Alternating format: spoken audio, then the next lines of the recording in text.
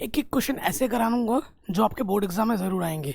ठीक है, और ये सीरीज 13 दिन में 13 चैप्टर आप लोगों के लिए कमाल धमाल होने वाला है। आप किसी भी हिंदी मीडियम बोर्ड से क्यों ना हो, और ये वीडियो आपके लिए बहुत ज़्यादा हेल्पफुल है।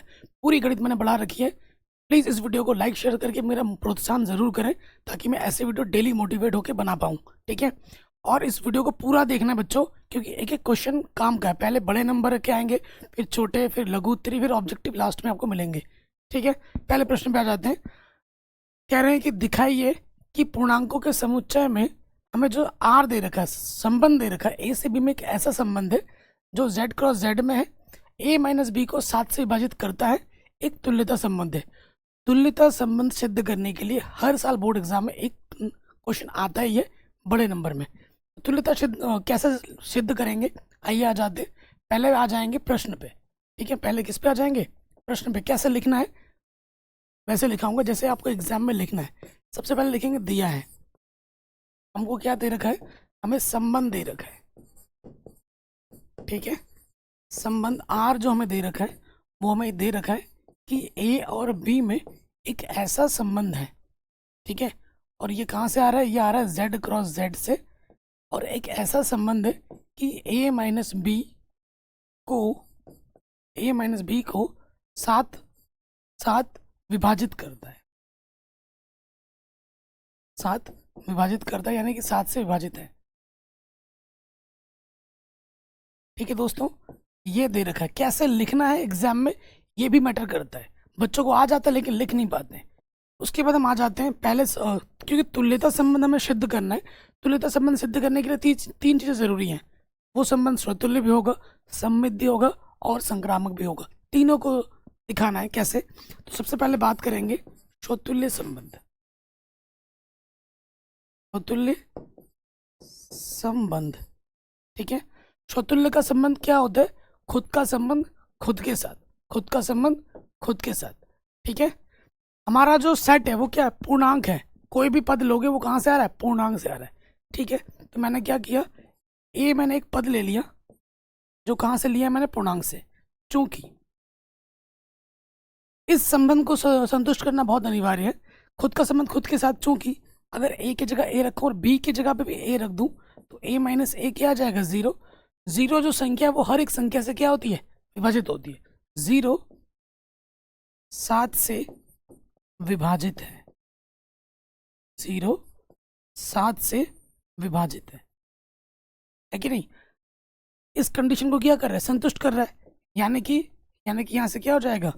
यानी कि ए का संबंध ए के साथ हो जाएगा और every a belongs to Z. अतः ये जो आर हमें दे रखा है, रिलेशन जो हमें दे रखा है, अतः आर एक स्वतुल्य संबंध है। स्वतुल्य संबंध जैसे मैं लिख रहा हूँ प्यारे बच्चों, आपको भी एज इट इज ऐसे एग्जाम में लिखना है। ठीक है, आप टेंशन मत लीजिए, मैं साइड हट जाऊंगा, आप स्क्रीनशॉट आराम से ले पाएंगे। अब हम आ जाते हैं नेक्स्ट। दूसरे हमें क्या दिखाना है? दूसरा नंबर पे हमें दिखाना होता है सममित। सममित संबंध। सममित संबंध में क्या होता है? अगर ए का संबंध बी के साथ है तो हमें बी का संबंध भी ए के साथ दिखाना होता है। तो यहाँ हम लिखेंगे सबसे पहले ले लेंगे दो पद। ए और बी में कहाँ से ले रहा हूँ? पूर्णांक से ले रहा हूँ। मैं मान लूंगा, माना ए का संबंध बी के साथ है। ये मैंने मान लिया। अगर ए का संबंध बी के साथ है तो प्रश्न के अनुसार ए माइनस बी 7 से विभाजित होगा।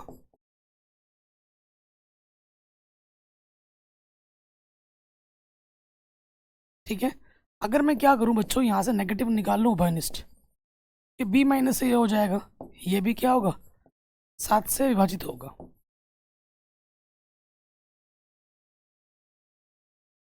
क्योंकि पूर्णांक है। अगर मैं बोलूँ एक संख्या 4 जो 2 से कट रही है, -4 भी 2 से कट रही है, इंपॉर्टेंट है। 2 से विभाजित हो रही है, ये इंपॉर्टेंट है। अगर a माइनस बी 7 से विभाजित था तो a का संबंध b में था। अगर b माइनस ए 7 से विभाजित है तो क्या होगा? b का संबंध किसके साथ हो जाएगा? a के साथ हो जाएगा। इसका मतलब है कि b का संबंध a के साथ होगा। ये नेगेटिव चिन्ह आपको कोई दिक्कत नहीं देगा क्योंकि पूर्णांक है। 4 अगर पूर्णांक है तो -4 भी तो पूर्णांक है, ठीक है। तो ये अतः फिर आप क्या लिखोगे, अतः अतः आर सममित है। एग्जाम में आपको ऐसे लिखना है। अब आ जाते हैं नंबर 3 पर। नंबर 3 यानी कि संक्रामक संबंध। संक्रामक संबंध इसके लिए कैसे करेंगे, अभी तगड़े तगड़े क्वेश्चन आने वाले हैं। संक्रामक संबंध में क्या होता है, 3 पद हमें लेने होते हैं। हमने मान लिया 3 पद मैंने ले लिए, ए बी सी। कहाँ से लिया मैंने, जेड से लिया, पूर्णांक से लिया। हमें मानना है, माना माना ए का संबंध बी के साथ है। बी पे खत्म हो रहा है तो बी से स्टार्ट करेंगे। माना बी का संबंध सी के साथ है। तो हमें क्या दिखाना है, हमें दिखाना है कि इस ए का संबंध किसके साथ होगा, इस सी के साथ हो जाएगा। तो बात बन जाएगी। अगर ए का संबंध बी के साथ है तो स्टेटमेंट ये, ठीक है। तो क्या हो जाएगा, ए माइनस बी 7 से विभाजित है, ये होगा। इसको एक समीकरण नाम दे दो, समीकरण नंबर 1। अगर b माइनस सी आर में है तो इसका सीधा मतलब होगा b माइनस सी 7 से विभाजित है, ठीक है। समीकरण नंबर 2। समीकरण 1 और 2 को अब क्या करना है, आपको जोड़ देना है। यहाँ लिखेंगे समीकरण 1 प्लस 2, ठीक है, जोड़ेंगे। तो यहाँ से क्या होगा, देखो 7 से विभाजित है, 7 से विभाजित है, ये आ जाएगा उभयनिष्ठ। अंदर क्या बचेगा, यहाँ से ये बचेगा a माइनस बी, और यहाँ से आ जाएगा b माइनस सी। और ये जो स्टेटमेंट है 7 से विभाजित है, ये उभयनिष्ठ है, 7 से विभाजित है,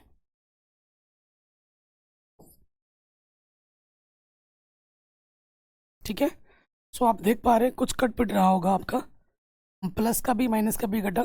यहाँ अंदर क्या बचा, a माइनस सी 7 से विभाजित है,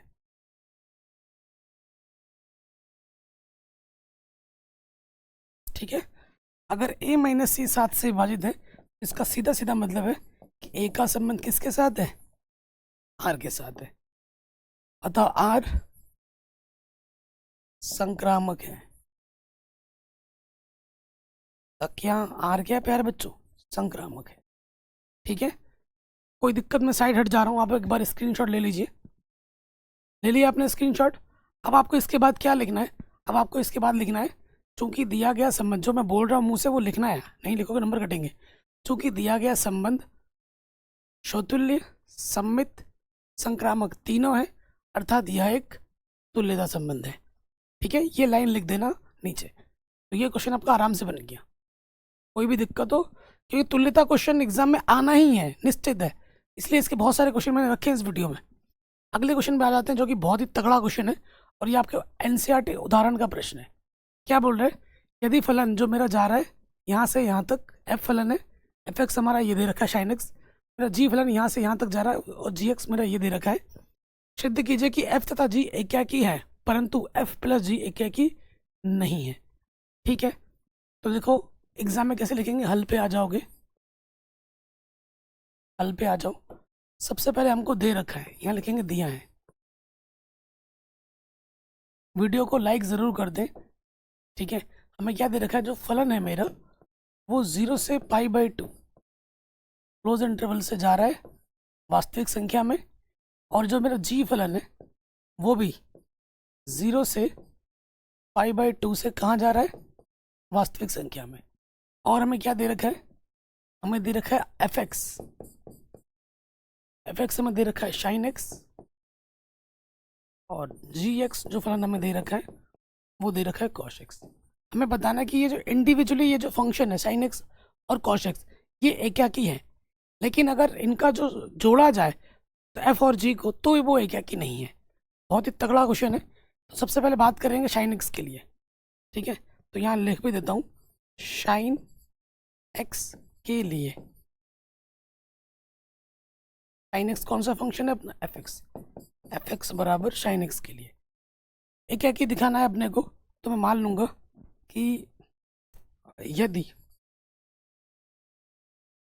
एक्स यदि आपको दो पद लेने होते हैं यहाँ से, यदि x1 कॉमा x2 आपको कहाँ से लेना है, इधर से लेना होता है।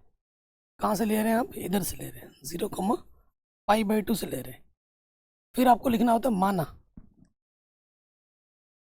माना फंक्शन x1 किसके बराबर है, फंक्शन x2 के।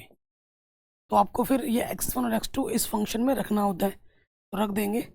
x की जगह पे आ जाएगा साइन x1, x की जगह पे आ जाएगा साइन x2 बराबर है, इधर से साइन कटा इधर से साइन कटा, x1 बराबर क्या आ गया, x2। और every x1 comma x2 belongs to कहाँ से आएगा, यहाँ से। ये लिखना बहुत ज़रूरी है। आप फंक्शन लेके चले थे और आपने x1 और x2 को बराबर दिखा दिया, अतः ये क्या होगा प्यारे बच्चों, ये क्या किया होगा, अतः यह एक क्या की है। इसको मुझे एक क्या के दिखाना था, दिखा दिया। अब आ जाओ नेक्स्ट,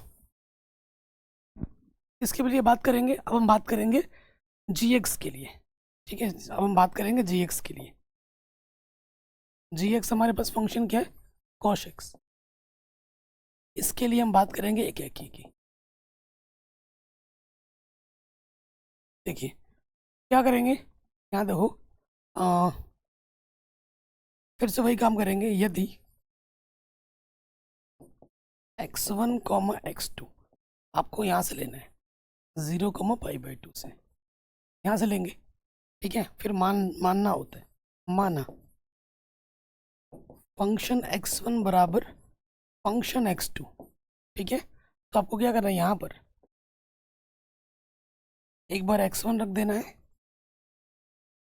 एक बार x2 रख देना है।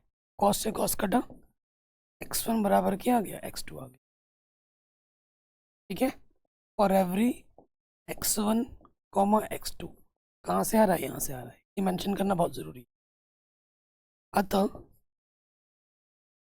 अतः यह एक क्या की है,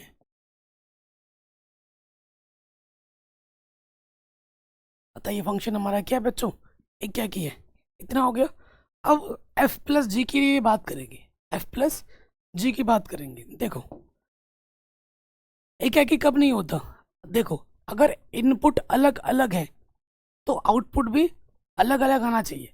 अगर इनपुट अलग अलग है और आउटपुट सेम आ जा रहा है तो एक क्या कि नहीं होगा। अगर मैं किसी भी तरीके से दो अलग अलग इनपुट के लिए आउटपुट अलग अलग अलग ना आके सेम दिखा दूं तो ये क्या कि नहीं होगा। जैसे कि देखो मैं ले लेता हूँ, जैसे यहाँ पर तीसरा वाला पार्ट हमें करना है। यहाँ पर मैं क्या करता हूँ, यहाँ पर एफ एक्स प्लस मेरे को जी एक्स करना है। एफ एक्स क्या है अपने पास, एफ एक्स मेरे पास है साइन एक्स, जी एक्स मेरे पास है कॉस एक्स, ठीक है। ये फंक्शन हो जाएगा एफ एक्स प्लस जी एक्स। मैं क्या करता हूँ, यदि x बराबर मैं क्या ले लेता हूँ, यदि यदि x बराबर मैंने 0 ले लिया एक बार, ठीक है। मैं रख के दिखाता हूँ। तो ये हो जाएगा f0 प्लस g0, रखो साइन 0 प्लस कॉस 0, साइन 0 का मान 0, कॉस 0 का मान 1, तो ये 1 आ गया। x बराबर 0 पे मुझे 1 मिला। अब मैं क्या करता हूँ, x बराबर π/2 लेता हूँ। यदि x बराबर मैंने π/2 ले लिया, क्या ले लिया, π/2, रखो। अब f π/2 प्लस g π/2, ठीक है। तो मैं यहाँ रखूँगा, ये हो जाएगा sine π/2 plus cos π/2। Sine π/2, sine 90 का मान क्या होता है, 1, कॉस 90 का मान होता है 0, तो ये भी 1 दे रहा है। 0 और π/2 दो अलग अलग इनपुट है, तो आउटपुट भी मुझे अलग अलग मिलना चाहिए था, लेकिन आउटपुट तो क्या आ रहा है, समान आ रहा है। तो आप लिखोगे, आप क्या लिख दोगे, आप अतः क्या लिख देना, समीकरण 1 तथा 2 से यह स्पष्ट है कि एफ प्लस जी एक है कि नहीं है। इस तरीके से आपको एग्जाम में लिखना है। साइड हट जाता हूँ, स्क्रीनशॉट ले लीजिए। ठीक है, बहुत ही तगड़ा क्वेश्चन और आपके एग्जाम में पूछा गया है, बड़े नंबर में पूछा गया, 5-5 नंबर में। अगले प्रश्न पे आ जाते हैं। ये क्वेश्चन 5 नंबर पूछा गया है और बच्चे छोड़ छोड़ के आए हैं, इतना हलवा क्वेश्चन है। क्वेश्चन क्या बोला, मान लीजिए कि हमारा जो फलन है, ये आपके एनसीईआरटी उदाहरण के प्रश्न है, ये वाला भी और इससे पहले वाला भी हमने किया, सारे एनसीईआरटी के प्रश्न है। मान लीजिए कि ये जो फलन है वो एन से वाई में जा रहा है और फंक्शन एक्स मेरे को ये दे रखा है 4x+3 द्वारा परिभाषित एक फलन है, जहाँ जो वाई है, ये जो वाई है वो कुछ इस प्रकार से परिभाषित है। ठीक है, सिद्ध कीजिए कि एफ व्युत्क्रमणीय है, प्रतिलोम फलन भी ज्ञात कीजिए। हमें हमें क्या दिखाना है कि ये जो फलन है वो व्युत्क्रमणीय है। व्युत्क्रमणीय फलन बच्चों एकाकी और आच्छादित दोनों होता है, वो चीज़ अपने को नहीं दिखानी है, हमें व्युत्क्रमणीय दिखाना है। कैसे करेंगे आइए देखते हैं, बहुत ही आसान सा क्वेश्चन है। तो यहाँ लिखेंगे, सबसे पहले दिया है 5 नंबर में ये क्वेश्चन पूछा गया था, एकदम हलवा क्वेश्चन है। सबसे पहले हमको दे रखा है फंक्शन जो है मेरा वो एन से वाई में जा रहा है, एन से वाई में जा रहा है, और फंक्शन एक्स मेरे को दे रखा है, क्या दे रखा है 4x+3। बहुत ज़रूरी है, 4x+3 है। ठीक है, जहाँ जो y है, y को एक बार लिख लेते हैं। y हमें क्या दे रखा है प्यारे बच्चों, y हमें दे रखा है कि जो y है वो n से आ रहा है और y बराबर है अपना 4x+3। ठीक है, और x जो आ रहा है वो प्राकृतिक संख्या से आ रहा है। ये सब लिखना होता है, अगर ये सब वर्ड्स नहीं लिखोगे तो इसके नंबर कटेंगे, बहुत मैटर करता है लिखना। अब आपको क्या करना है, देखिए, अब आपको ये जो fx है ना, मानना होता है fx को y। क्या मानना होता है प्यारे बच्चों, y मानना होता है।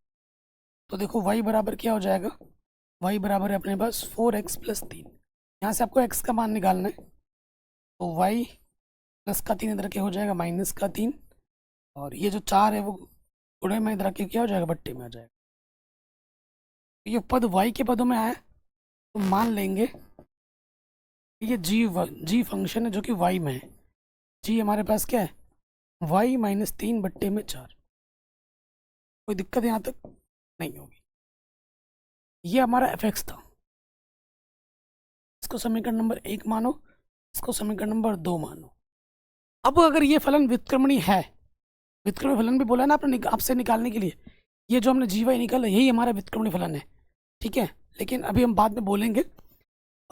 अगर ये व्युत्क्रमणीय फलन है तो क्या होगा कि एफ ऑपरेशन जी करेंगे तो एक्स, और जी ऑपरेशन एफ करेंगे तो वाई सिंपल मिलना चाहिए, तब जाके ये व्युत्क्रमणीय होगा, अन्यथा नहीं होगा। तो अब हम निकाल के देखते हैं एक करके। ठीक है, अब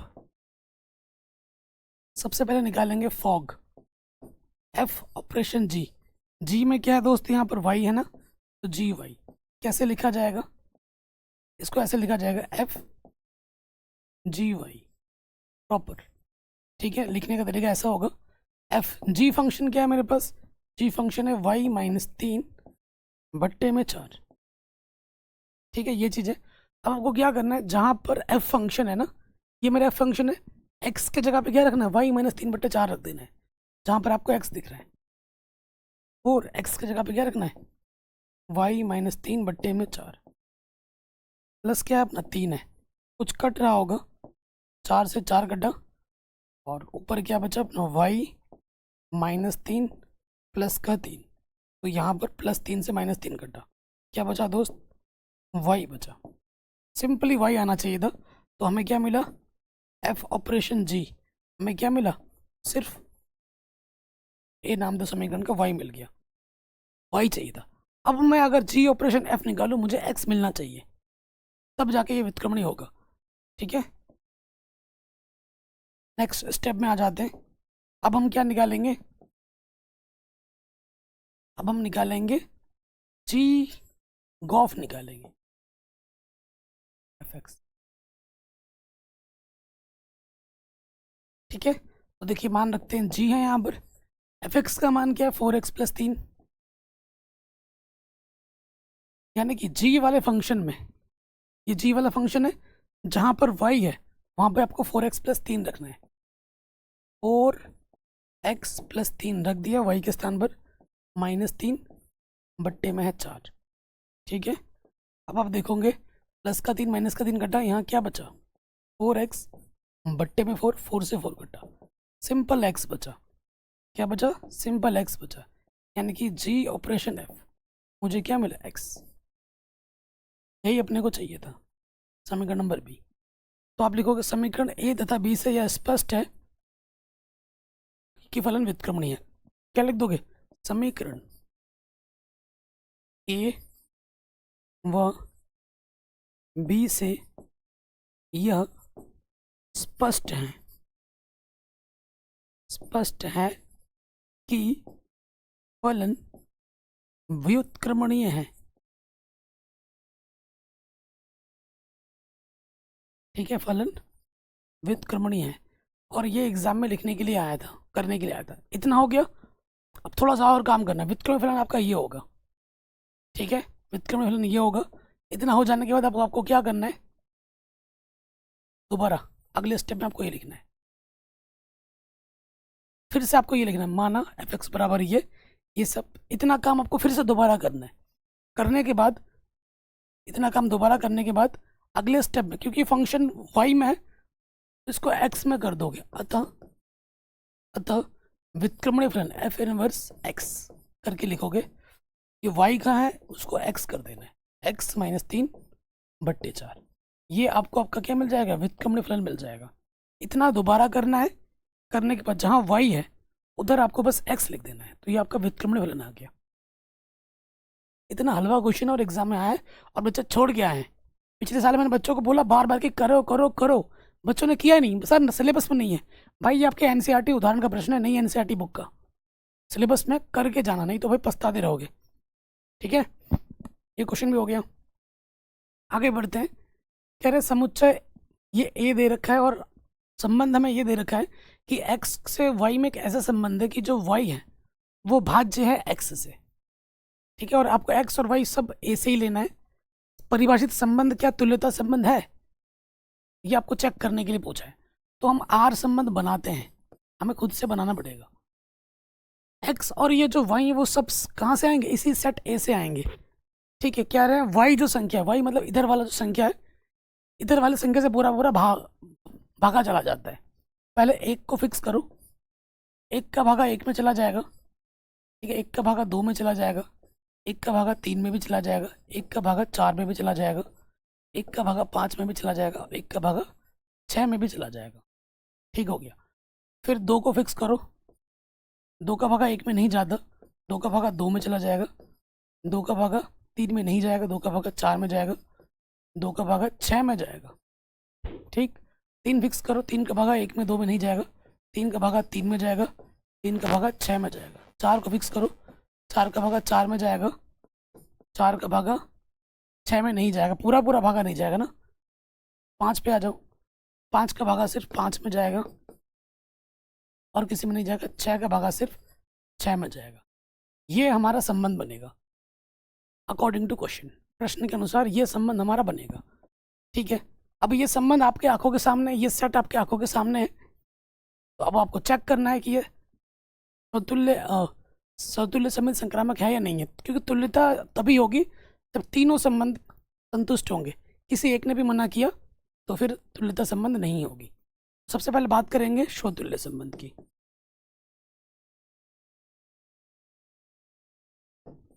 ये स्वतुल्य संबंध हो जाएगा। ठीक है, क्योंकि आपको आंखों के सामने दिख रहा होगा, क्योंकि इसके अंदर 6 सेट है। इस सेट के अंदर 6 मेंबर है ना, पद है, तो प्रत्येक का खुद के साथ होना चाहिए। 1 का 1 के साथ है ना, 2 का 2 के साथ है, 3 का 3 के साथ है, 4 का 4 के साथ है, 5 का 5 के साथ है, 6 का 6 के साथ है। तो कोई चीज़ अगर संतुष्ट हो रही है उसको बाई लैंग्वेज लिखना होता है। तो यहाँ लिख देंगे चूँकि 1,1 आर में है, 2,2 आर में है, 3,3 आर में है, 4,4 आर में है, 5,5 आर में है, एंड 6,6 भी आर में है। यानी कि इसके आगे क्या लिखोगे? It's implies A, A R में है और every a belongs to set A, अतः आर स्वतुल्य है। क्या है? स्वतुल्य है। कोई दिक्कत यहाँ तक नहीं होगी। आर हमारा क्या है बच्चों? स्वतुल्य है। साइड हट जाता हूँ, स्क्रीनशॉट लेना चाहो तो ले लीजिए। अब हम आ जाते हैं नेक्स्ट पार्ट पे। नेक्स्ट पार्ट पे हमारा क्या है? नेक्स्ट पार्ट पे हमारा आ जाता है सबमिट चेक करना है।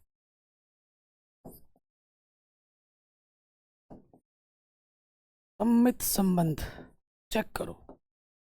एक ने भी मना कर दिया, अगर ए का संबंध बी के साथ है तो बी का संबंध भी ए के साथ होना चाहिए, है कि नहीं? बिल्कुल होना चाहिए।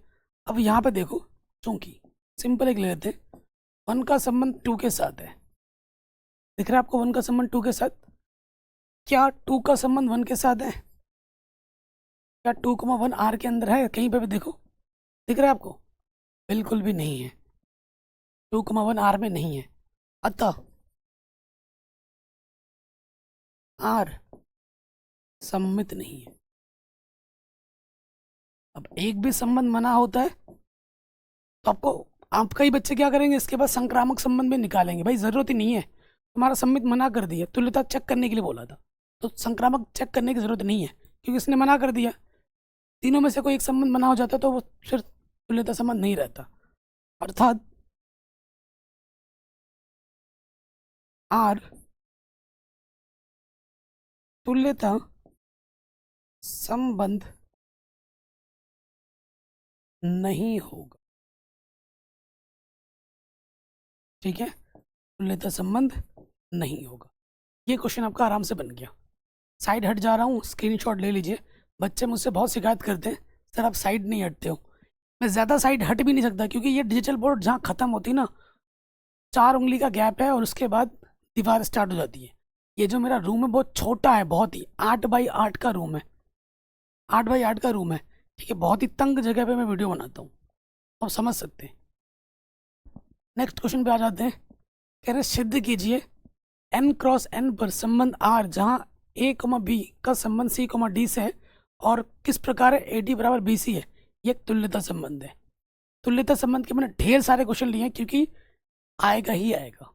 ठीक है, एक पेपर के 7 सेट बनते, 7 सेट में प्रश्न आएंगे और जो प्रश्न आपका भाई करा रहा है ना, सारे प्रश्न 7 सेट में मिलेंगे क्योंकि मैं सिर्फ एक सेट को ध्यान में रख के नहीं वीडियो बना रहा हूँ, 7 सेट को ध्यान में रख के वीडियो बना रहा हूँ, है ना, ताकि हर सेट का बच्चा आके बोले सर आपने जो पढ़ाया वही एग्जाम में आया, और आप खुद बोलोगे एग्जाम के बाद कि सर आपने जो पढ़ाया वही एग्जाम में आया। ठीक है, चलिए स्टार्ट करते हैं। सबसे पहले देखो क्या दिया है, क्या है वो लिख लोगे आप क्योंकि उसमें जगह लगता है ना। तो सबसे पहले हम चेक करते हैं, सिद्ध करना है। सबसे पहली बात तो प्रश्न ने बोल दिया तो सिद्ध कीजिए। तुल्यता संबंध है यानी कि ये स्वतुल्य भी होगा, सम्मित भी होगा और संक्रामक भी होगा, तीनों होंगे। तो सबसे पहले आ जाते हैं स्वतुल्य संबंध पर।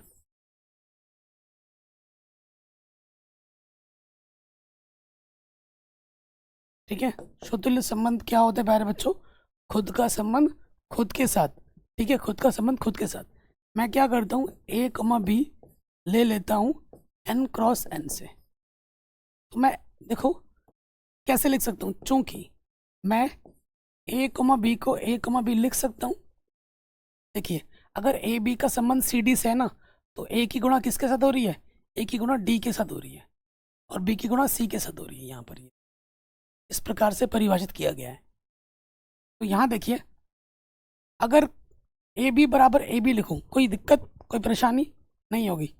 और अगर ए बी को मैं लिख दूँ बी ए, कोई दिक्कत, खुद को खुद के बराबर लिख सकता हूँ। ए बी को बी ए लिखूँ गुणा कर, मैं फर्क तो बढ़ेगा नहीं। तो देखो इस, तो यहाँ से क्या आ जाएगा, यहाँ से क्या आ जाएगा कि ए बी का संबंध इसके साथ हो जाएगा, ए बी के साथ हो जाएगा। हम देख पा रहे होंगे कि यहाँ पर ए की गुणा बी के साथ हुआ है और बी की गुणा ए के साथ हुआ है, ए बी गुणा बी है। अगर ऐसा है तो ऐसा हो सकता है, खुद का संबंध खुद के साथ हो गया। ठीक है, और एवरी ए कॉमा बी कहाँ से आ रहा है? एन क्रॉस एन से आ रहा है। अतः आर तुल्य है। भैया जी खुद की तारीफ खुद तो करनी चाहिए, नहीं आपको बताने वाला भी कोई नहीं है। ये जो जिस टाइप के क्वेश्चन आप देख रहे हो ना, इसको आप आगे जब बीएससी बीटेक लोगे तो एक किताब आएगी मॉडर्न अलजेब्रा, एब्स्ट्रैक्ट अलजेब्रा, और उन सब सब्जेक्ट्स में आपका भाई मास्टर था, मास्टर। ठीक है, क्योंकि उनमें सिर्फ थ्योरम थ्योरम होते हैं। जैसे जैसे क्लास बढ़ती है ना, मेरे नंबर वैसे वैसे बढ़ते गए हैं। ठीक है, और कई बच्चे ऐसे भी हैं जो इंटर तक, क्लास 12 तक की मैथ्स बहुत अच्छी थी, 100 में से 100 नंबर भी आए हैं ऐसे बच्चों के, लेकिन जब वो बीएससी करने गए बड़े मुश्किल से पास हो रहे हैं घिसपिट के। लेकिन मैं टॉपर रहा हूँ अपने टाइम का। ठीक है, और इन सब सब्जेक्ट्स में इसे प्योर मैथमेटिक्स की कैटेगरी में डाला जाता है। एक होता है मैथमेटिक्स का, दो ब्रांच है, एक है प्योर मैथमेटिक्स, एक है अप्लाइड मैथमेटिक्स। अप्लाइड मैथमेटिक्स को आसान माना जाता है क्योंकि वहाँ पर सूत्र हैं, तरीके हैं, बस रखो हल करो, और इनमें कॉन्सेप्ट के साथ थ्योरम ही थ्योरम होते हैं, और दोनों ही चीज़ों में मैं मास्टर था। ठीक है, क्या बोलूँ यार, सब छोड़ो।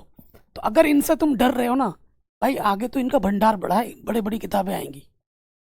ठीक है जी, पार स्वतुल्य है, क्योंकि इन प्रश्नों में जो मैटर करता है वो है लिखने का तरीका। अगर आप इससे छोटा मोटा करके लिखोगे पूरे नंबर नहीं मिलेंगे। कई बच्चे बोलते हैं मैं तो सारा करके आया हूँ एग्जाम में, मेरे तो पूरे नंबर आएंगे। जब एक नंबर आता है तो सारे नंबर के नंबर नहीं मिलते, क्योंकि आपने चीज़ों को स्किप किया है। तो उसी तरह टीचर भी आपके नंबर स्किप कर देता है, तो इस चीज़ का ध्यान रखना है। ऐसे प्रश्नों में लिखावट मैटर करती है। चौतुल्य संबंध हो गया, अब हम बात करेंगे सम्मित की।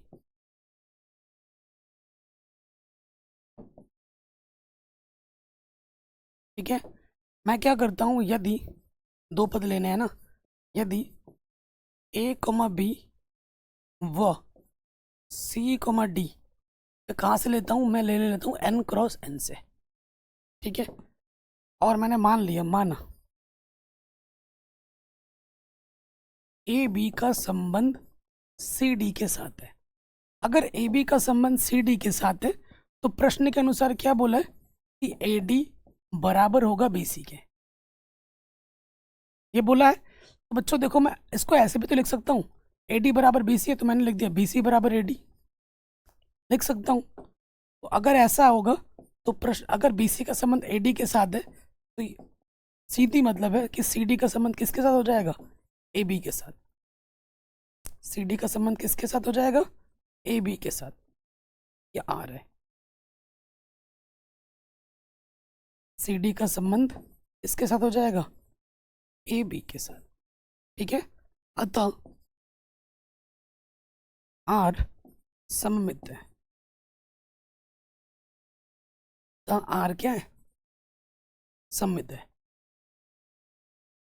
ठीक है भाई, कोई दिक्कत परेशानी नहीं होगी। अब आते हैं इंपॉर्टेंट स्टेप्स। संक्रामक में बच्चे आके अटकते हैं, संक्रामक पे आ जाओ।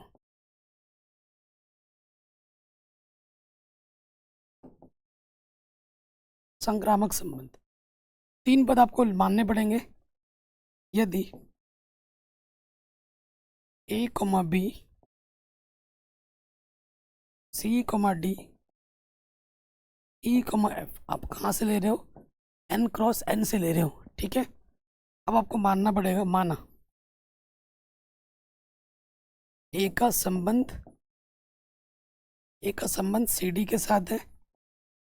ठीक है, और फिर आपको मानना पड़ेगा, सी डी पे खत्म हो तो सी डी से स्टार्ट करोगे, सी डी का संबंध सी डी का संबंध सी डी का संबंध ई एफ के साथ है।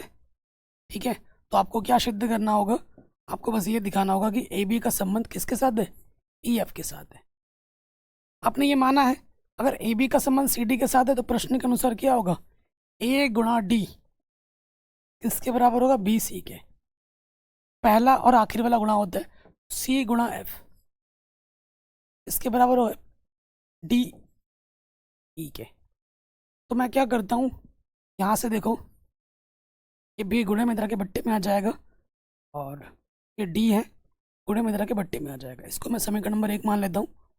यहाँ से देखो, ई गुणे में इधर के बट्टे में आ जाएगा, और नहीं, सी बट्टा डी चाहिए ना अपने को, ई गुणे में इधर के बट्टे में आ जाएगा, और ये एफ गुणे में इधर के बट्टे में आ जाएगा।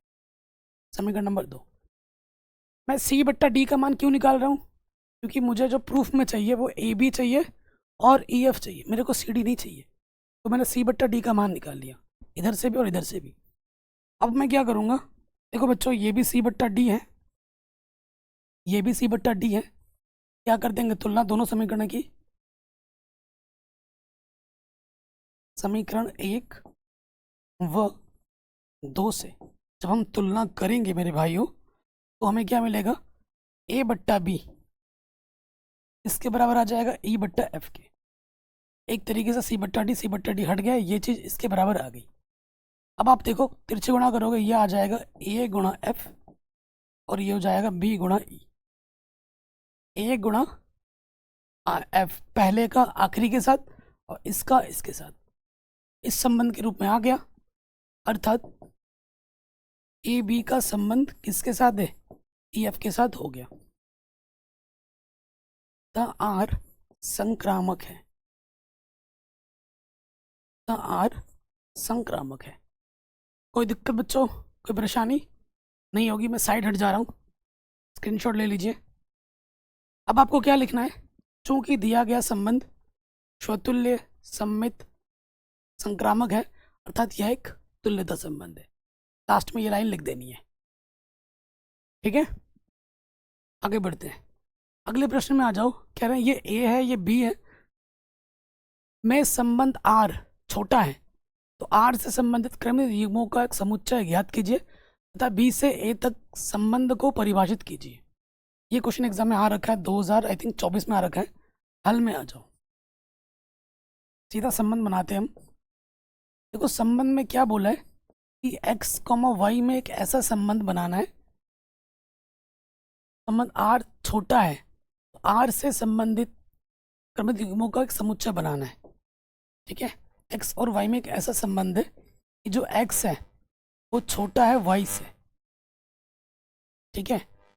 जैसे, और हर एक x कहाँ से आएगा, हर एक x a से आएगा और हर एक y कहाँ से आएगा, b से आएगा। ये संबंध होगा। अब इसको ध्यान में रखते हुए मैं संबंध बनाता हूँ, ठीक है। एक लूँगा, 1,1 नहीं ले सकता क्योंकि ये वाला छोटा होना चाहिए, ये वाला बड़ा होना चाहिए। 1,4 ले लूँगा, फिर 1,5 हो जाएगा, फिर 1 का हो गया, 2 पे आ जाओ। इधर वाला छोटा 2,1 नहीं ले पाऊँगा, 2,4 होगा, 2,5 होगा, ठीक है। 3 पे आ जाओ, 3,1 नहीं होगा क्योंकि 3 इधर वाला बड़ा हो गया, तो इसके बाद वह बड़ा वाला ही आना चाहिए। 3 का 4 के साथ हो जाएगा, 3 का 5 के साथ हो जाएगा, ठीक है। 3 का हो गया, 4 पे आ जाओ, 4,4 नहीं आएगा, 4 का 5 के साथ होगा, इधर वाला बड़ा होना चाहिए। और 5,5 नहीं ले सकता क्योंकि बड़ा होना चाहिए, बराबर नहीं होगा, ठीक है जी। ये संबंध मेरे को मिल गया आर। लेकिन इसने क्या बोला, बी से ए, ये तो मैंने ए से बी में निकाला। ये जो संबंध है ना, ए से बी में है, ए से बी में संबंध है। मुझे क्या बोला, बी से ए तक संबंधों को परिभाषित कीजिए, तो बी से ए क्या हो जाएगा, बस बी से ए, बस इसको पलट दो, इसको क्या करो, बी से ए है, संबंध निकालना तो इसको बस पलट दो, तो ये हो जाएगा 4,1, 5,1, 4,2, 5,2, है ना, और 4,3, 5,3, 5,4, ठीक है। और अगर ढंग से लिखा जाए तो हमारा x से y में एक ऐसा संबंध है कि x बड़ा है y से, ठीक है। और x कहाँ से आ रहा है, x आ रहा है आपका b से और y आपका आ रहा है a से।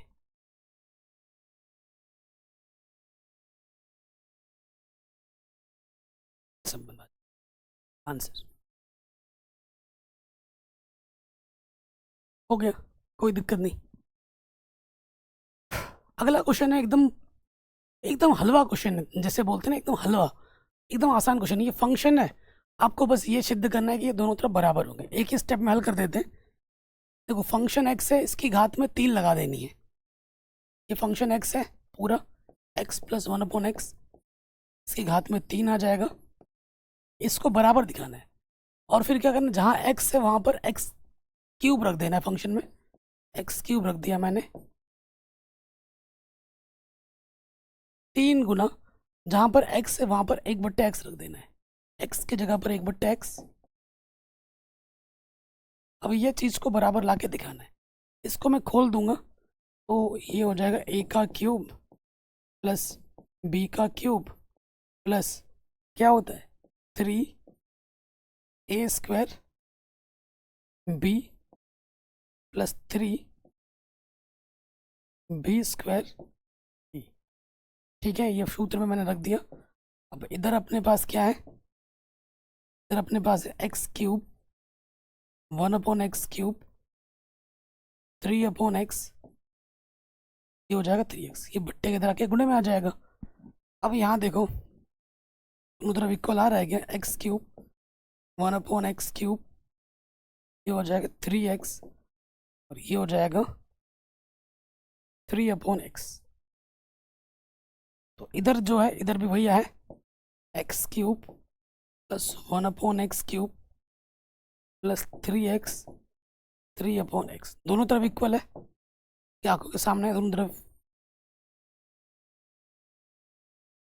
तो लेफ्ट हैंड साइड है किसकी इक्वल है, राइट हैंड साइड की।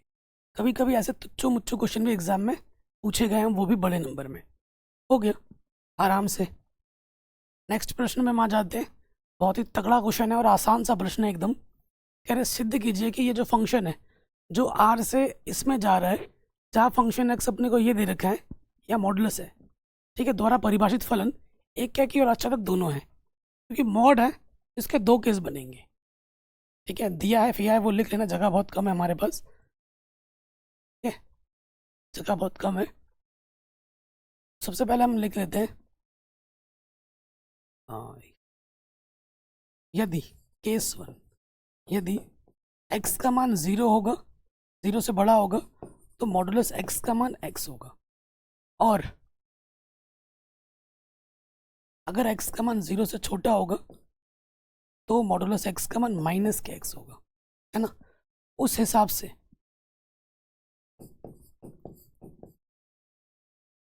फंक्शन x क्या हो जाएगा मेरा, ये वाला, इस स्थिति में 1+x होगा, और इस स्थिति में जो फंक्शन x होगा वो x/1 माइनस x होगा। इन दोनों फलन को मुझे क्या दिखाना है, एक क्या दिखाना है, दोनों फंक्शन को। ठीक है, तो ये केस 1 है, 5 नंबर में पूछा गया ये, और ये अपना केस 2 है। ठीक है, एक क्या दिखाना है, मान लेते हैं, माना फंक्शन x1 बराबर फंक्शन x2। तो जहाँ जहाँ x1 है वहाँ पर मुझे, जहाँ जहाँ x है वहाँ पर मुझे x1 रखना है पहली बार में, x/1+x1 x2/1+x2, तिरछी गुणा करो तो ये हो जाएगा x1 x2, तिरछी गुणा करो x1 x2 दोनों तरफ है, कटा, क्या बचा अपना, यहाँ पर बचा x1 बराबर x2। फंक्शन x1 बराबर फंक्शन x2 लेके चले थे और x1 बराबर x2 आ गया, और यहाँ लिखना है फॉर एवरी x1 x2। कहाँ से आता है, यहाँ से लेना होगा, r से आ रहा है। ठीक है, अतः एक क्या की है, अतः फलन एक क्या की है, ये मेरा फलन क्या है प्यारे बच्चों, एक क्या की है। ठीक है, अब इस सेम चीज इसमें भी आ जाओगे, फिर से आप लिखोगे, माना फंक्शन x1 बराबर फंक्शन x2, फंक्शन x1 बराबर फंक्शन x2, तो यहाँ से क्या हो जाएगा, जहाँ जहाँ x है वहाँ पर x1 रखो पहले,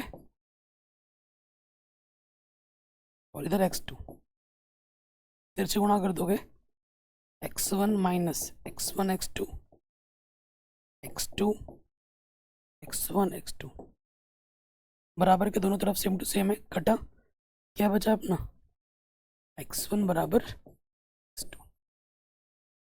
फॉर एवरी x1 x2। कहाँ से लिया जाता है, यहाँ से लिया जाता है, r से। अतः फलन क्या की, ठीक है, क्योंकि आपको सिद्ध करने के लिए बोला गया है तो आपको दिखाना ही है कि आच्छादक है। ठीक है, उसके लिए आप क्या लिखोगे, आच्छादक के लिए, दोनों फलन आच्छादक के लिए, तो यहाँ लिख देंगे आच्छादक के लिए। दो केस है हमारे पास, दोनों के लिए बात करेंगे। आच्छादक के लिए क्या हो जाएगा, देखो ये एफ एक्स है ना, आच्छादक के लिए एफ एक्स को वाई माना जाता है, तो हमारे पास वाई बराबर हो जाएगा एक्स के बट्टे में 1 + x, फिर से गुणा करोगे वाई प्लस एक्स वाई बराबर एक्स। ठीक है, हमें यहाँ से x का मान निकालना है, y प्लस के एक्स वाई इधर रखें माइनस के एक्स वाई, यहाँ से x निकाल लेंगे 1 - y, गुणे में इधर के क्या हो जाएगा, बट्टे में आ जाएगा। ठीक है, इसको फिलहाल समीकरण 1 मान लेता हूँ मैं। फिर पुनः दोनों के लिए एक ही लैंग्वेज लिखना है, पुनः फिर से बात करेंगे, पुनः y बराबर आपको इसको भी मानना है, x बट्टे में है 1 - x, तो ये हो जाएगा y minus x y x, minus के तरह क्या हो जाएगा प्लस का, यहाँ से x ओपनिस्ट,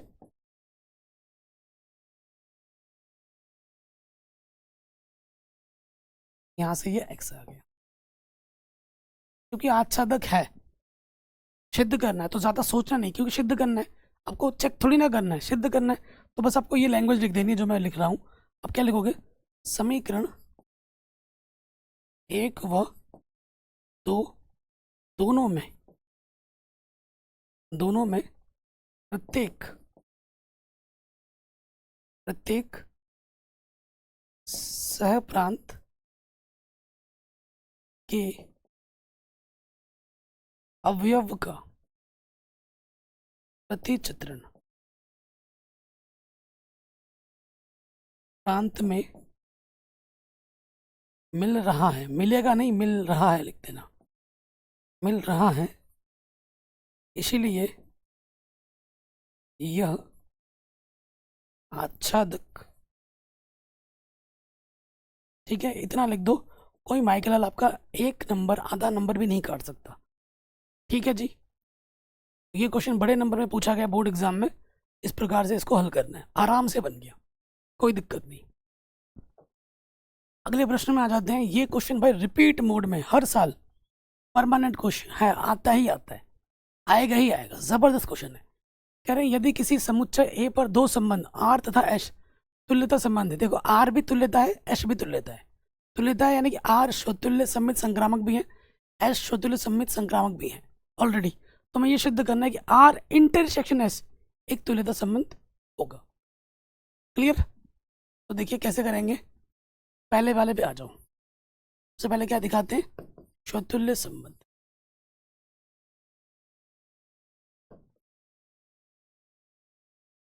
स्वतुल्य हर साल आता है ये क्वेश्चन, बहुत इंपॉर्टेंट है।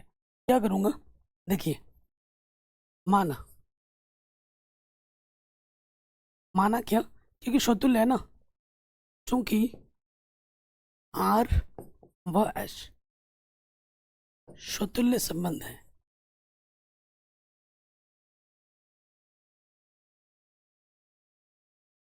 आप कहोगे सर कैसे सतुल्य होगा, वहां तो तुल्यता बोल रहा है, अब तो तुल्यता है तभी तो स्वतुल्य है। ठीक है, इसीलिए आर व एच स्वतुल्य संबंध है, तो ए कोमा ए आर में भी होगा, वो ए कोमा ए एस में भी होगा, ठीक है ना, और every a belongs to set यहाँ से। ठीक, अब ए कोमा ए आर में भी है, ए कोमा ए एस में भी है, तो ए कोमा ए दोनों में है, इसका मतलब क्या है बच्चों, ए कोमा ए दोनों के उभयनिष्ठ में है, और मुझे यही तो चाहिए, अगर ए कोमा ए दोनों के उभयनिष्ठ में है और every a belongs to A, अर्थात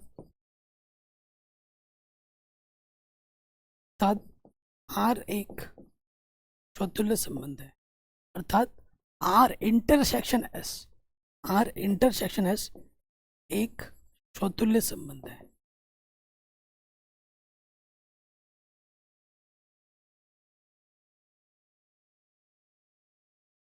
ठीक है, बन गया। आपको एग्जाम में बिल्कुल ऐसे लिखना है, सबसे आसान तरीका है। नंबर 2 पे आ जाओ, सम्मित।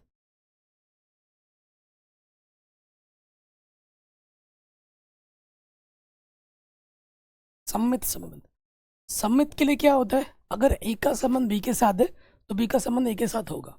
मैं मान लेता हूँ, माना A comma B R intersection S में है, तो मुझे बस क्या दिखाना है कि B comma A R intersection S में है। ठीक है, ध्यान से देखिएगा, ये मैंने माना है A comma B R intersection S में है।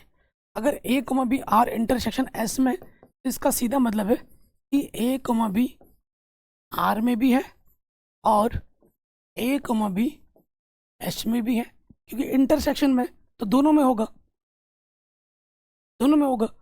अब आप जानते हैं, क्या जानते हैं, चूंकि आर व एस क्या है, सम्मित संबंध है। सम्मित क्यों है, क्योंकि ये तुल्यता संबंध है। सम्मित संबंध, ठीक है। अब आर और एस ऑलरेडी सम्मित है, अगर ए का संबंध बी में होगा तो बी का संबंध ए में तो होगा ही होगा। उसी प्रकार अगर ए का संबंध ए कोमा बी एस में है तो बी कोमा ए एस में होगा ही होगा, क्योंकि आर और एस पहले से ही क्या है, सम्मित है। अब बी कोमा ए आर में भी है, बी कोमा ए एस में भी है, तो इसका सीधा मतलब है कि b comma a R intersection S में होगा। ठीक है, अतः आर इंटरसेक्शन एस एक सम्मित संबंध है, सममित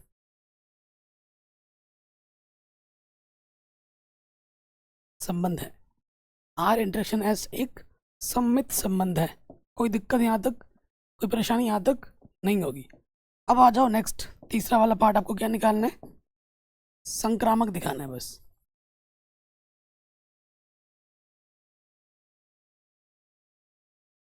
संक्रामक संबंध, संक्रामक संबंध के लिए क्या है कि अगर ए का संबंध बी के साथ है, बी का संबंध सी के साथ है, तो हमें ए का संबंध भी सी के साथ दिखाना होता है। तो मैंने मान लिया, माना ए कमा बी आर इंटरसेक्शन एस में है, व बी पे खत्म हो रहा है तो बी से स्टार्ट करेंगे, बी कमा सी आर इंटरसेक्शन एस में है। ठीक है, तो मुझे बस क्या दिखाना है दोस्त, मुझे बस ये दिखाना है कि ए कमा सी आर इंटरसेक्शन एस में होगा, वो मुझे ला के दिखाना है। मैं साइड हट जाता हूँ, स्क्रीनशॉट ले लीजिए, पहले ले लिया आपने स्क्रीनशॉट। अब देखिए क्या होगा, ध्यान से देखना। ए कमा बी अगर आर इंटरसेक्शन एस में है, तो इसका सीधा मतलब है कि ए कमा बी आर में भी है व ए कमा बी एस में भी है। ठीक है, उसके बाद बी कमा सी अगर आर इंटरसेक्शन एस में है, तो इसका सीधा मतलब है कि बी कमा सी आर में भी है और बी कमा सी एस में भी है। ठीक, अब यहाँ देखिए, यहाँ देखिए, आर पहले से ही क्या है, संक्रामक है, एस पहले से ही क्या है, संक्रामक है। तो आप यहाँ लिख दोगे दोनों के लिए, चूंकि आर व एस संक्रामक है, तुल्यता संबंध है, संक्रामक तो होगा ही होगा। अब आप खुद देखो, ए कमा बी आर में है, बी कमा सी आर में है, तो ए कमा सी आर में होगा, बिल्कुल होगा। यहाँ लिख देंगे, लिख देते, पूरा पूरा लिखते, ए कमा बी आर में है व बी कमा सी आर में है, इसलिए इसलिए ए कमा सी आर इंटरसेक्शन एस में जरूर होगा, समीकरण नंबर 1। उसी प्रकार आ जाए दूसरा, ए कमा बी एस में है, बी कमा सी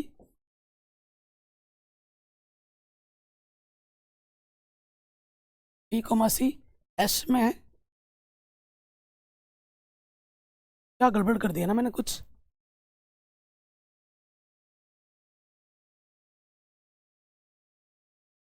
ठीक तो है?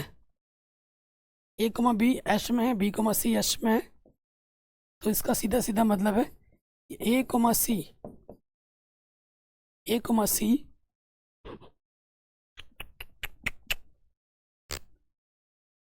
थोड़ा सा गड़बड़ हो रहा है मेरे को। ए कोमा बी आर में है,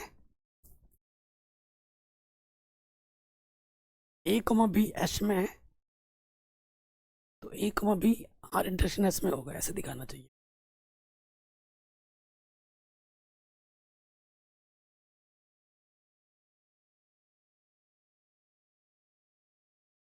देखिए मैंने थोड़ा सा गड़बड़ कर दिया यहाँ पर, यहाँ से देखिए, यहाँ से मैंने गड़बड़ किया, बाकी सब सही है। ए कोमा बी आर में है, बी कोमा सी आर में है, तो ए कोमा सी आर में ज़रूर होगा, सिर्फ आर लिखना है। फ्लो फ्लो में मैंने इंटरेक्शन लिख दिया, गड़बड़ हो रहा था। यहाँ सही है, ए कोमा बी एच में है, बी कोमा सी एच में, तो ए कोमा सी एच में ज़रूर होगा, ए कोमा सी एच में ज़रूर होगा। इसको समीकरण 1 मानो, इसको समीकरण नंबर 2 मानो। अब देखो ए कोमा सी आर में भी है, ए कोमा सी एच में भी है, तो यहाँ लिखेंगे समीकरण 1 व 2 से क्या लिखोगे, क्या हो जाएगा कि A comma C R intersection H दोनों में है। आप ये लेके चले थे और आपने ये दिखा दिया, अतः आर इंटरसेक्शन एच संक्रामक है। क्या है बच्चों? संक्रामक। लास्ट में क्या लिख दोगे? लास्ट में लिख देना, चूंकि दिया गया संबंध चौतुल्य समित संक्रामक तीनों है, अर्थात आर इंटरसेक्शन एस एक्स तुल्यता संबंध है। हर साल आता है, वेरी वेरी इंपॉर्टेंट है। नेक्स्ट क्वेश्चन क्या बोल रहा है कि यदि फलन जो मेरा है वो क्यू से क्यू में जा रहा है, फंक्शन मुझे ये दे रखा है और जो एक्स है वो क्यू से आ रहा है, तो सिद्ध कीजिए कि एफ एकाकी आच्छादक फलन है। एकाकी भी होगा और आच्छादक भी होगा, सिद्ध करना है। क्यू क्या है? क्यू परिमेय संख्याओं का समुच्चय है। ठीक है, ये बहुत ही आसान क्वेश्चन और इंपॉर्टेंट है। सबसे पहले लिखेंगे, दिया है, क्या दे रखा है अपने को? हमें दे रखा है फंक्शन जो है वो क्यू से क्यू में जा रहा है, परिमेय से परिमेय में जा रहा है, और फंक्शन एक्स मेरे को परिभाषित करके रखा है 3x-4 है। ठीक है, 3x-4 है, एक्स हमारा क्यू से आ रहा है। ठीक है, तो इसको एकाकी और आच्छादक दिखाना है, तो सबसे पहले लिखेंगे एकाकी के लिए, क्योंकि सिद्ध करना है एकाकी फलन। तो हम क्या बोलेंगे? हम लिख देंगे यदि x1, x2, मैं कहाँ से लेता हूँ? क्यू से लेता हूँ, यहाँ से। फिर मुझे मानना होता है, माना फंक्शन x1 किसके बराबर है? फंक्शन x2 के बराबर है। ठीक है, तो रखो यहाँ पर x की जगह पर एक बार x1 रख देना है, और x की जगह पर क्या रख देना है? x2 रख देना है। माइनस का 4 इधर है, माइनस का 4 इधर है, कटा, क्या बचा? 3x1 बराबर 3x2, 3 से 3 कटा, x1 बराबर क्या आ गया? x2 आ गया। ये चीज़ लेके चले थे, ये चीज़ हमने दिखा दी। और एवरी x1, x2 कहाँ से आ रहा है? ये क्यू से आ रहा है, अतः फलन एकाकी है। एकाकी दिखा दिया आपने, अब आपको क्या दिखाना है? आच्छादक दिखाना है। तो फिर यहाँ लिखेंगे आच्छादक के लिए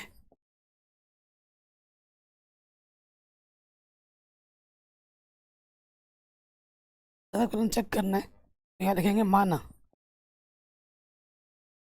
एफ एक्स को हम क्या मानते हैं प्यारे बच्चों? वाई मानते हैं। मानो वाई, वाई बराबर मेरे पास है 3x माइनस का 4, तो ये माइनस का 4 प्यारे बच्चों इधर आके हो जाएगा प्लस का 4, तो यहाँ x आ गया। क्योंकि सिद्ध करना है ना, पता है कि आच्छादक ही होगा, आपको चेक नहीं करना है, तो ज़्यादा सोचना नहीं है। क्या लैंग्वेज लिखनी है वो मैं लिख देता हूँ, आपको क्या लिखना है? अर्थ चूंकि चूंकि सहप्रांत सह प्रांत के प्रत्येक प्रत्येक अवयव का प्रतिचित्रण प्रांत में उपस्थित है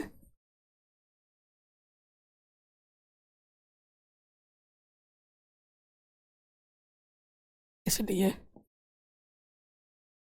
यह आच्छादक होगा।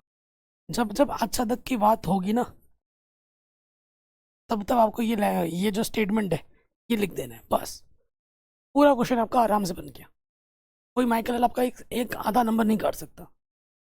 ठीक है जी, आगे बढ़ते हैं। अगला क्वेश्चन बहुत ही तगड़ा है, बहुत ही इंपॉर्टेंट है। क्वेश्चन क्या बोल रहे हैं, दिखाइए कि जो फलन है हमारा, जो प्राकृतिक संख्या से प्राकृतिक संख्या में जा रहा है, इस प्रकार परिभाषित है। अगर n विषय में तो ये लेना है, n समय तो ये लेना है। बहु एकाकी है लेकिन आच्छादक फलन है। बहु एकाकी लेकिन आच्छादक जरूर है। ठीक है, तो ये सिद्ध करना है। बहु एकाकी यानी कि आपको दिखाना पड़ेगा। अगर सिद्ध करना है तो भाई लैंग्वेज, और एकाकी नहीं यानी कि बहु एकाकी यानी कि आपको मना करना है, तो भाई दिखाना पड़ेगा कि भाई मना तुम क्यों कर रहे हो। ठीक, बहु एक आच्छादक है। ठीक है, तो देखिए यहाँ इस क्वेश्चन में एक चीज और मिसिंग है। ये एन से एन प्रेजेंटेशन बोला, लेकिन ये एन प्राकृतिक संख्या या क्या है ये नहीं बोला है। कुछ क्वेश्चन में कुछ मिस्टेक्स भी होती हैं, बट अभी हम कुछ नहीं बोला है तो मैं प्राकृतिक संख्या ही मानूंगा, और क्या मान सकता हूँ। ठीक, अगर मैं आपको समझाऊं, क्योंकि हम इम्पोर्टेंट कर रहे हैं ना, समझाने का चीज़ नहीं होता है। ठीक, ये मेरा, इसके पास पूरा प्राकृतिक संख्या है, इसके पास पूरा प्राकृतिक संख्या है।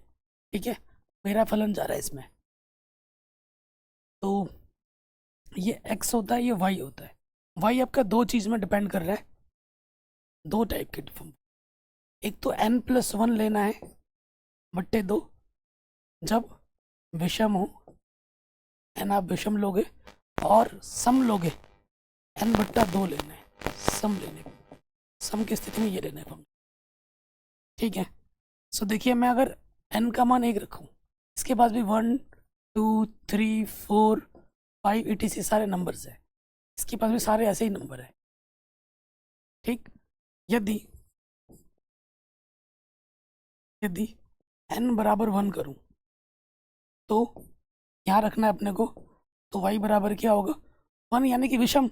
यहाँ रखना है 1+1/2, यानी कि 2/2, यानी कि 1 आ जाएगा। यानी कि 1 का संबंध, मैंने 1 रखा तो मुझे 1 ही मिल रहा है। 1 का संबंध 1 के साथ है। ठीक है, f1 मेरे को 1 दे रहा है। अब मैं n=2 रख के देखता हूँ। n=2, तो सम है तो ये वाला शुद्ध लगेगा। n की जगह 2 रखो, 2/2 1, तो भी मेरे को 1 दे रहा है ना। तो भी मेरे को क्या दे रहा है, 1 दे रहा है। दो अलग अलग इनपुट मेरे को सेम आउटपुट दे रहे हैं, यानी कि ये क्या कि नहीं है। ठीक है, ये क्या कि नहीं है, तो आप लिखे चूंकि f1 आपको क्या दे रहा है, 1 दे रहा है, f2 भी आपको 1 दे रहा है, परंतु परंतु 1 और 2 आपस में बराबर नहीं है। अतः फलन एक क्या कि नहीं है, फलन एक क्या कि नहीं है। ठीक, कोई दिक्कत परेशानी बच्चों बताइए, नहीं है। बहुएक्य की नहीं है, लेकिन आच्छादक जरूर है। आच्छादक मतलब इसके अंदर जितने भी अवयव हैं, सहप्रांत के अंदर जितने भी अवयव हैं, सबका प्रतिचित्रण मिलेगा। और यहाँ पर एक नहीं दो मिलेगा, एक का प्रतिचित्रण एक भी है और दो भी है, दो का आप चेक करोगे 3 भी आएगा और 4 भी आ जाएगा, ऐसे आएगा जरूर। ठीक है, आएगा जरूर। तो चूंकि सिद्ध करना है, आपको पता है आच्छादक है, बहुएक्य अपन मना कर दिया। अब जब जब आच्छादक है तो आपको बस वही लैंग्वेज लिखनी है जो मैंने इससे पहले लिखा था। अब आपको लिख देना आच्छादक के लिए, तो फिर क्या लिखना है, लिखेंगे चूंकि चूंकि सह प्रांत की प्रत्येक अवयव का प्रत्येक अवयव का प्रतिचित्रण प्रतिचित्रण प्रांत में उपस्थित हैं,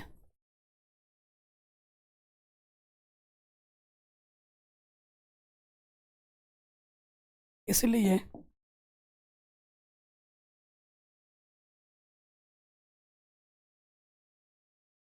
यह आच्छादक फलन है। ये बस आपको लिख देना है।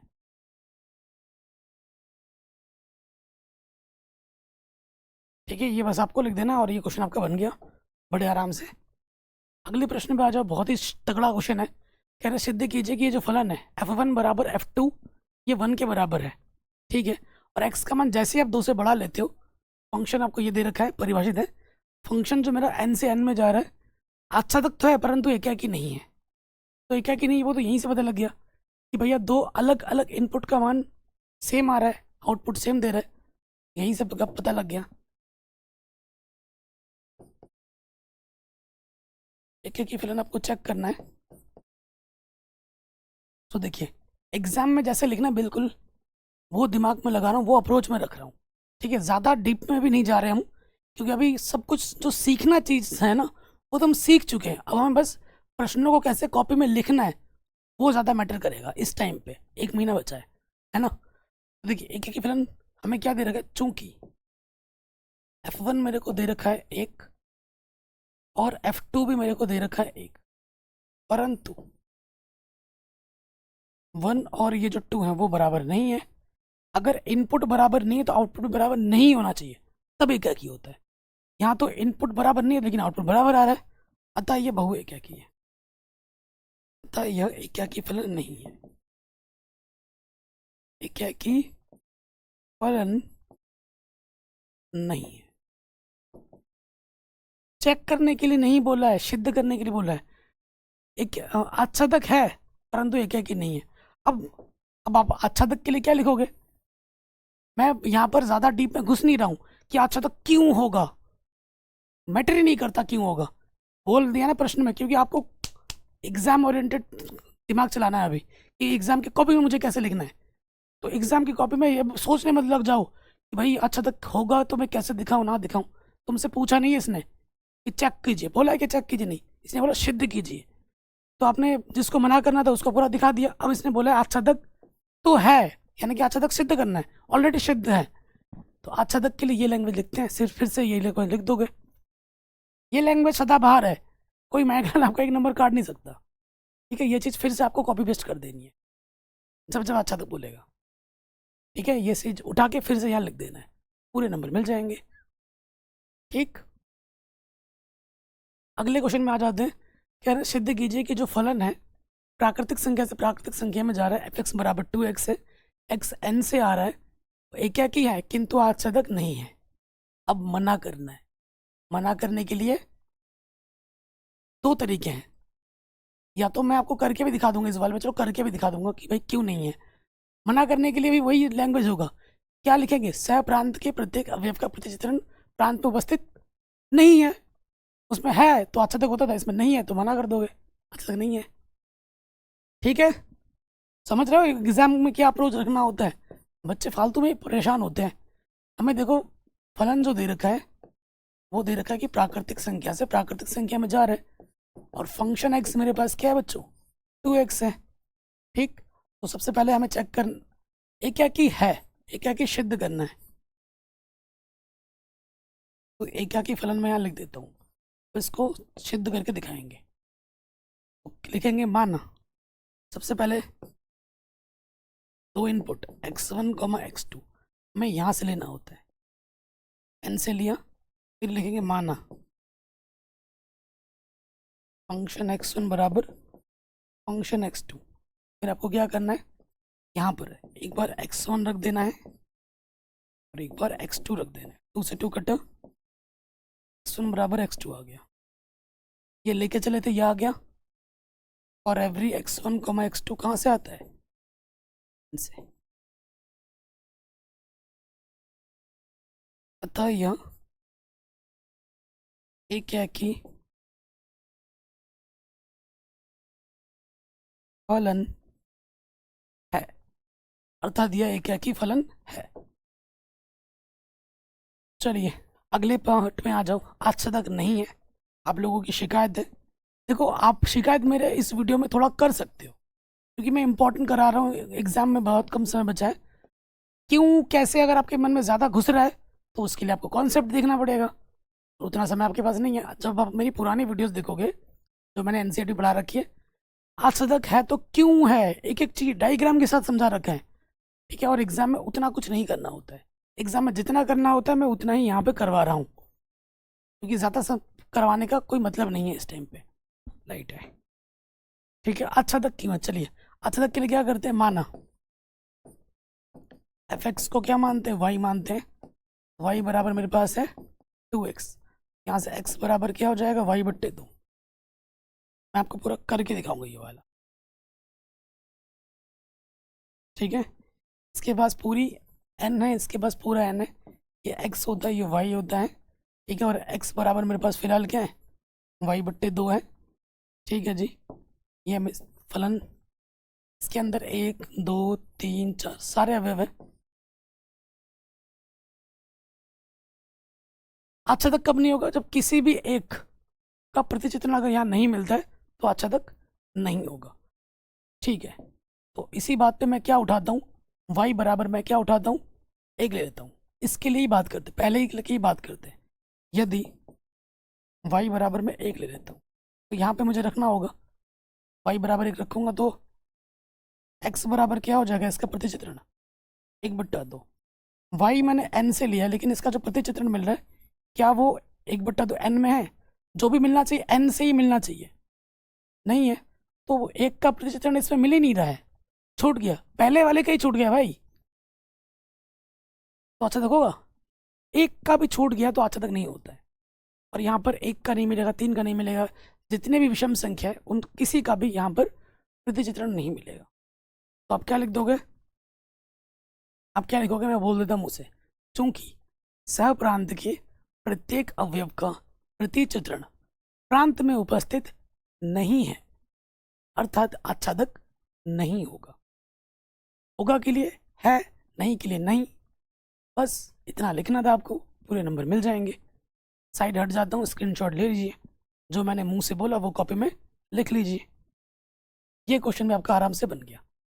अगला क्वेश्चन बहुत ही तगड़ा है, इस क्वेश्चन को ऑब्जेक्टिव में भी डाला जाता है। जब मैं ऑब्जेक्टिव कराऊंगा तो उसमें ट्रिक भी बताऊंगा, फिलहाल ट्रिक नहीं बताऊंगा, फिलहाल पूरा डिटेल में जाएंगे।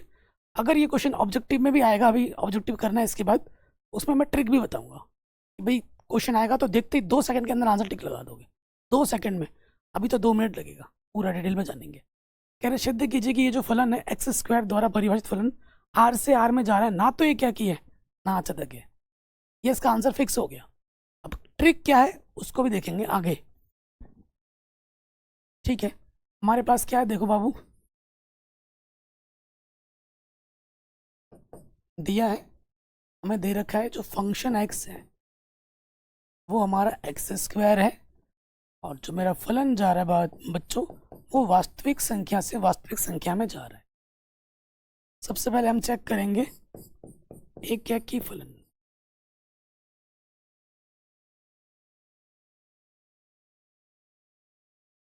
एक ही फलन में आ जाओ। एक की फलन में क्या होता है, यदि, अच्छा ये एक की फलन नहीं है, मना करना है, मना करने के लिए मैं काउंटर एग्जाम्पल लेना पड़ता है, ठीक है। सो देखिए मैं लेता हूँ, मैंने माना x1 मैंने ले लिया -1, और एक दूसरा पद ले लिया मैंने x2 मैंने लिया +1। ये भी वास्तविक संख्या में होता है, ये भी वास्तविक संख्या में होता है, जो भी पद लोगे वो यहाँ से लिया जाता है हमेशा। अब मान रखो, आपको यहाँ रखना होगा ना, मान f(x) में रखना है, तो f1 मुझे क्या मिलेगा, x के जगह पे 1 रखूंगा, 1 का स्क्वायर 1। f-1 मुझे क्या मिलेगा, ये भी 1 मिलेगा। तो अलग अलग इनपुट सेम आउटपुट दे रहे हैं, अर्थात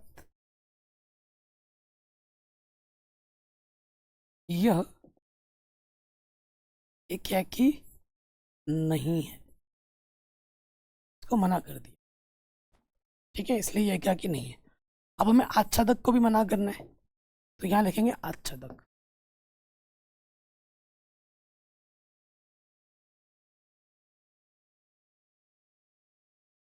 आच्छादक फलन।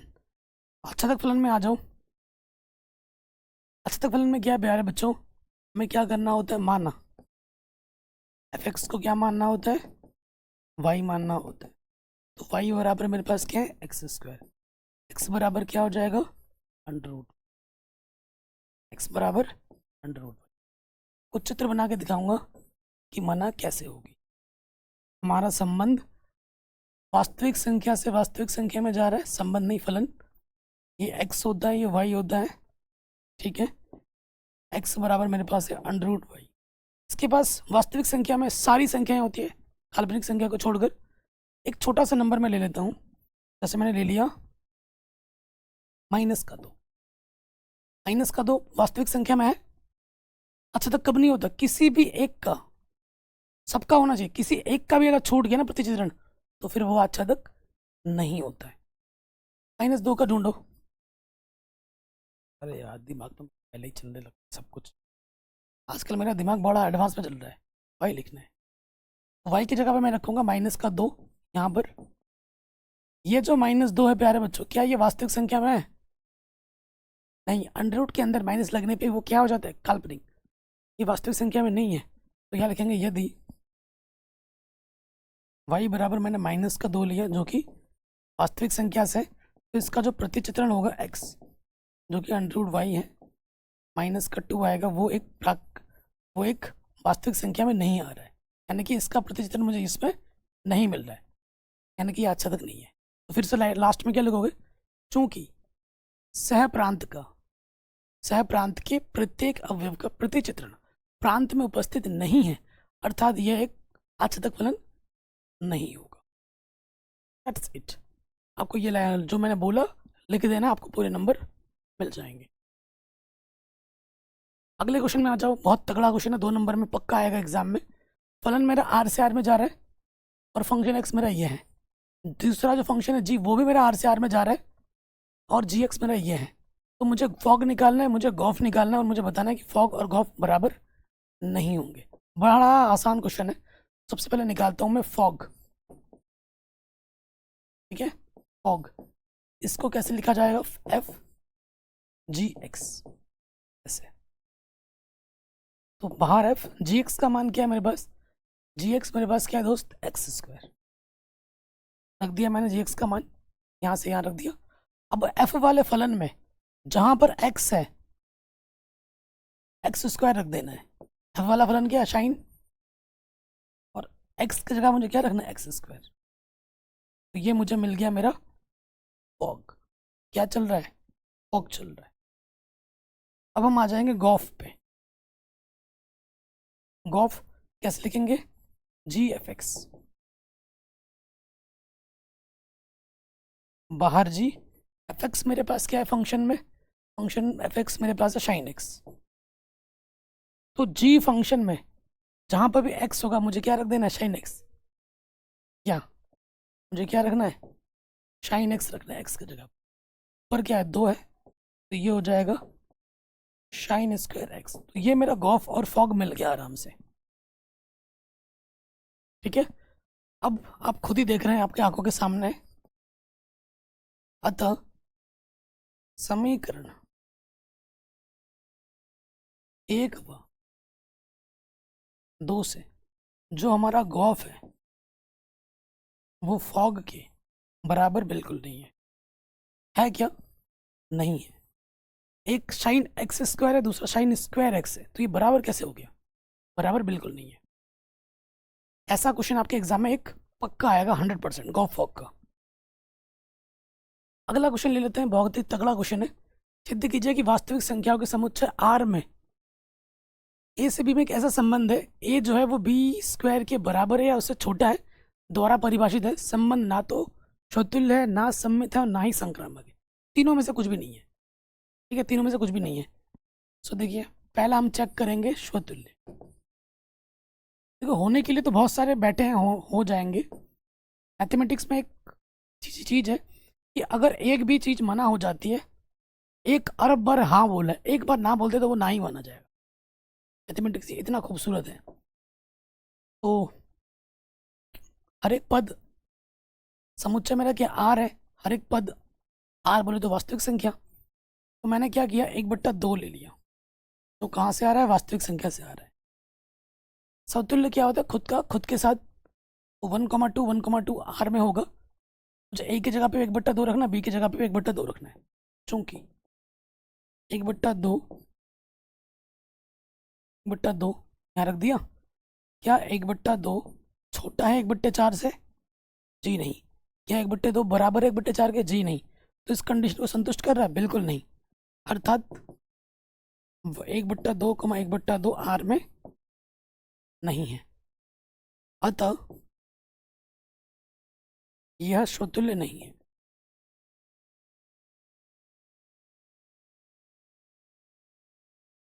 ठीक है, ये स्वतुल्य नहीं है। नेक्स्ट पे आ जाओ। नेक्स्ट हमारा क्या है, सममित नंबर 2।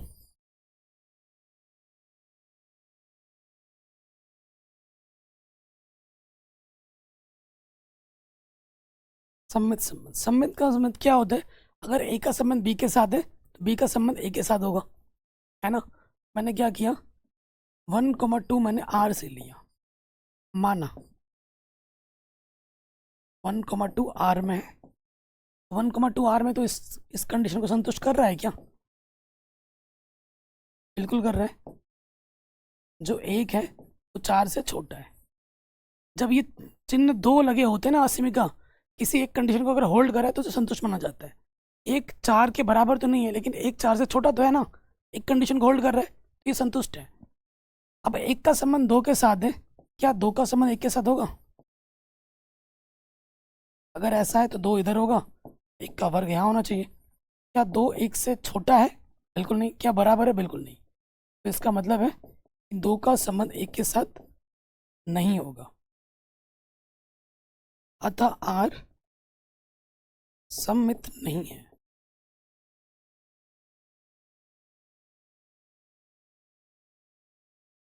ठीक है, आर सममित नहीं है। हो गए बड़े आराम से, कोई दिक्कत परेशानी नहीं होगी। अब हमें चेक करना है संक्रामक। संक्रामक में हमें 3 पद चाहिए। एक का संबंध अगर बी के साथ है, बी का संबंध अगर सी के साथ है, तो ए का संबंध मुझे सी के साथ दिखाना है, लेकिन यहाँ पर मना करना है। तो सबसे पहले ऐसे 2 संबंध ढूंढो जो संतुष्ट हो रहे हो। संक्रामक,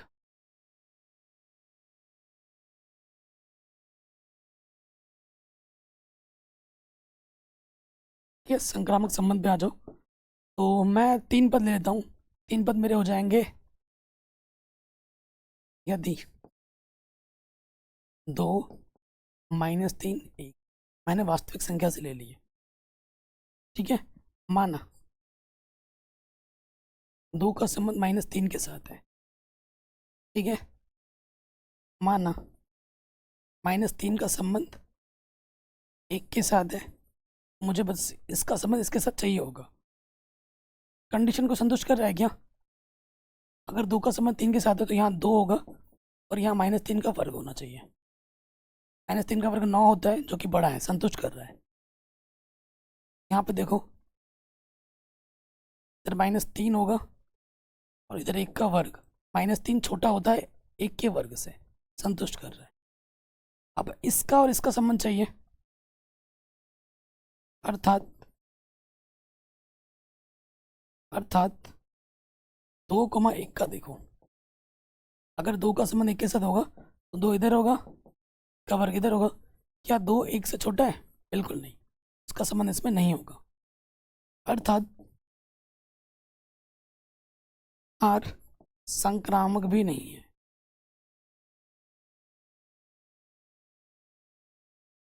ठीक है, ये संक्रामक भी नहीं है। ये क्वेश्चन भी आपका आराम से बन जाएगा। अगले क्वेश्चन पे आ जाते हैं प्यारे बच्चों। कह रहे हैं यदि संबंध आर इस प्रकार है कि आर आपको ये दे रखा है, आर ऑपरेशन निकालना है। ठीक है, तो पहले आर जो हमें दे रखा है, प्रश्न को हम कैसे लिखेंगे, एग्जाम में 2 नंबर का प्रश्न है, बहुत ही तगड़ा क्वेश्चन है और बहुत ही आसान है। दिया है अपने को आर जो दे रखा है, रिलेशन संबंध जो दे रखा है वो दे रखा है 4,5, 1,4,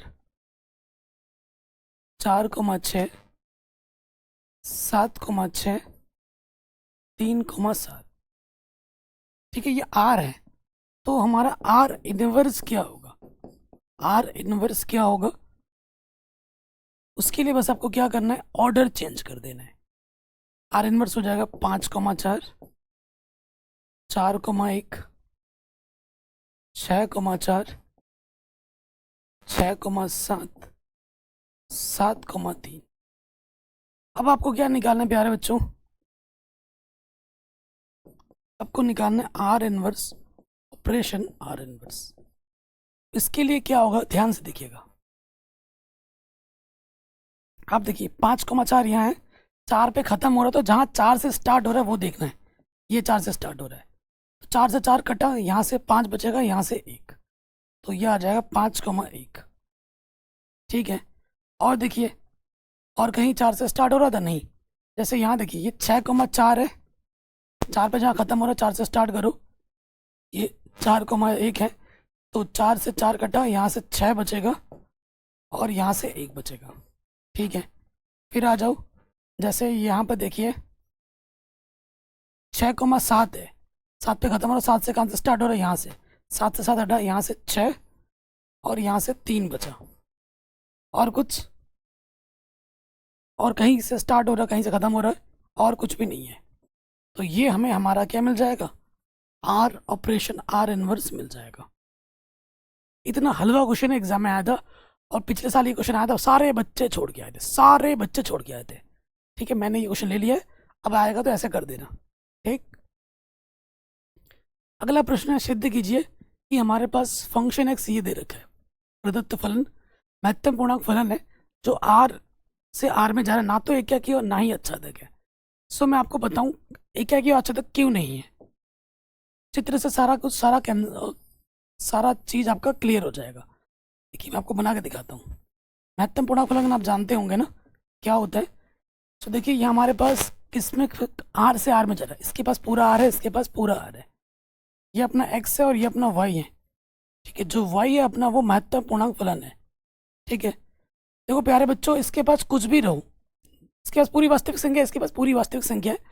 जैसे मैं अगर यहाँ पर 1.9 लेता हूँ, तो हमेशा बाईं तरफ में जो पूर्णांक होता है वो देता है।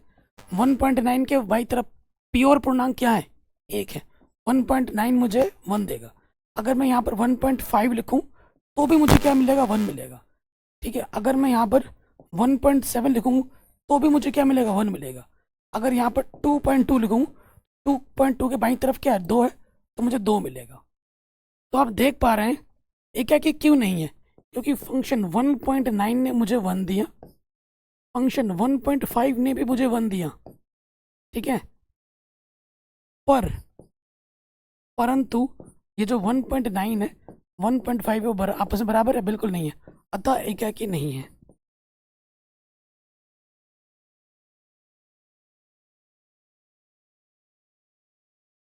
अब अच्छा तक क्यों नहीं है? अच्छा तक नहीं है मना करने का रीजन क्या होगा कि सह प्रांत के प्रत्येक अवयव का प्रतिचित्रण यहाँ मौजूद नहीं है। यहाँ पे जिनका भी जोड़ा बन रहा है वो किन के साथ बन रहा है? वो तो या तो सिर्फ पूर्णांक के साथ ही बन रहा है। 1 के साथ बनेगा, 2 के साथ बनेगा, 3 के साथ बनेगा, 0 के साथ बनेगा, -1, -2, -3 के साथ बनेगा।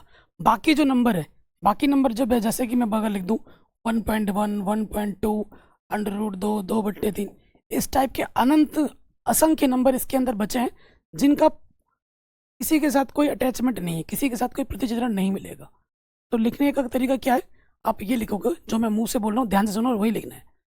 सह प्रांत के सिर्फ पूर्णांकों का प्रतिचित्रण मिल रहा है, बाकी अन्य किसी भी संख्या का प्रतिचित्रण प्रांत में उपस्थित नहीं है, इसलिए यह आच्छादक फलन नहीं होगा। जो मैंने मुंह से बोला बस वही सुन के आराम से लिख देना। अगले प्रश्न में आ जाते हैं। सिद्ध कीजिए कि एक एकाकी फलन अनिवार्य रूप से आच्छादक भी। ये जो हमें एक फलन दे रखा है, ये आच्छादक भी क्यों है? चित्र बना लेते हैं। जो भी चीज हमें दे रखी है उसका मैं चित्र बना लेता हूँ।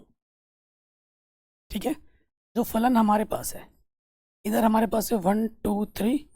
1 मुझे 1 दे रहा है, 2 मुझे 2 दे रहा है, 3 मुझे 3 दे रहा है। हर एक इनपुट एक ही आउटपुट दे रहा है। कोई डबल दे रहा है क्या? एक बॉयफ्रेंड का एक ही गर्लफ्रेंड है, तो भाई ये मस्त पार्टनर है, यानी कि ये क्या की है। और उसके साथ साथ इसके अंदर जितने भी अवयव हैं, कितने अवयव, 3 अवयव हैं, तीनों का प्रतिचित्रण यहाँ मिल रहा है। 1 का 1 है, 2 का 2 है, 3 का 3 है। तो आप क्या लिखोगे एकाकी के लिए, क्या लिखोगे, चूंकि F1 मुझे 1 दे रहा है, F2 मुझे 2 दे रहा है और F3 मुझे 3 दे रहा है, चूंकि प्रत्येक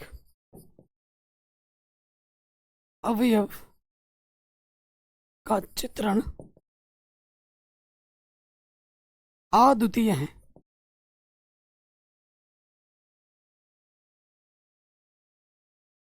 अद्वितीय है अर्थात यह, अर्थात चित्रण अद्वितीय है, अर्थात यह एकाकी है, अर्थात यह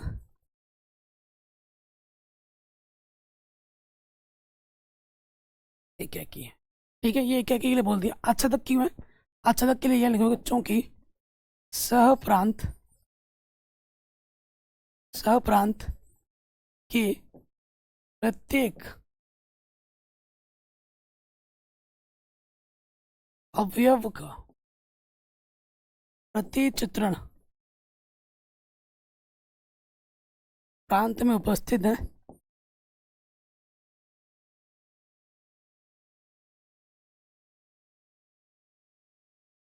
इसलिए यह आच्छादक है। आच्छादक की और एक खूबी होती है, क्या होती है कि इसका जो रेंज होता है वही उसका सह प्रांत होता है, जो उसका परिसर होता है वही उसका सह प्रांत भी होता है। इसमें देखो इसका रेंज क्या है, 1 2 3 है, और इसका सह प्रांत भी क्या है, 1 2 3 है। यह आच्छादक की एक खूबी होती है। नेक्स्ट प्रश्न पे हम आ जाते हैं। अब हम स्टार्ट करेंगे हमारे ऑब्जेक्टिव। आपको मैं बता दूं, ये तो इस वीडियो में मैंने 15-20 ऑब्जेक्टिव रखे हैं। इस चैप्टर के बहुत सारे ऑब्जेक्टिव क्वेश्चन मैंने ऑलरेडी बना रखे हैं। सभी चैप्टर के मैंने चैप्टर वाइज ऑब्जेक्टिव अलग क्वेश्चन बना दिए हैं ऑलरेडी। ठीक है, आप अगर वीडियो पे यूट्यूब पे सर्च करोगे ना, क्लास 12 मैथमेटिक्स चैप्टर में 1 ऑब्जेक्टिव क्वेश्चन और आगे हमारे चैनल का नाम लिख दोगे तो वीडियो टॉप पे आ जाएगी। और सभी चैप्टर के मैंने अलग सेपरेट ऑब्जेक्टिव बना रखे हैं। ठीक है, चलिए इस क्वेश्चन पे आ जाते हैं। क्वेश्चन क्या बोल रहे हैं, यदि दो परिमित समुच्चय ए तथा बी में अवयव क्रमशः m तथा n है। देखो ये ए सेट है, ये बी सेट है, ए के पास m अवयव है, बी के पास n अवयव है। ठीक है, तो ए से बी में कुल संबंधों की संख्या ज्ञात करनी है। संबंधों की संख्या का जो सूत्र होता है वो होता है 2 की पावर n a गुणा n b। तो ए में कितने अवयव है m, बी में कितने अवयव हैं n। आंसर हो जाएगा 2 की पावर m n, 2 की power m n। Option number जो बी है वो बिल्कुल सही हो जाएगा। ठीक है, आगे बढ़ते हैं। मान लीजिए ये ए है, वो बी है, और फलन मुझे ये दे रखा है ए से बी में फलन है। तब ये फलन कैसा है, देखो मैं चित्र बना के दिखाता हूँ। ये ए है, ये बी है ना, ये अपना ए है, ये अपना बी है। फलन देख लो इस प्रकार से जा रहा है। ए के पास है 1 2 3, बी के पास है 4 5 6 7। ठीक है, तो एक मुझे 4 दे रहा है, एक मुझे 4 दे रहा है, 2 मुझे 5 दे रहा है, 3 मुझे 6 दे रहा है। एक इनपुट एक आउटपुट दे रहा है। एक क्या की है, लेकिन आच्छादक नहीं है क्योंकि 7 का प्रतिचित्रण नहीं मिल रहा है। 4 का 1 है, 5 का 2 है, 6 का 3 है, लेकिन 7 का क्या है, छूट गया, आच्छादक नहीं है। तो एक क्या की तो है, आच्छादक नहीं है। एक क्या की नहीं, इनमें से कोई नहीं। तो ऑप्शन नंबर पहला वाला सही हो जाएगा कि भैया एक क्या की है। नेक्स्ट कह रहे हैं यदि फंक्शन जो हमारा है वो x से y में जा रहा है, ये अपना x है, ये अपना y है। ठीक है, आच्छादक फलन है यदि और केवल यदि f का परिसर क्या होगा।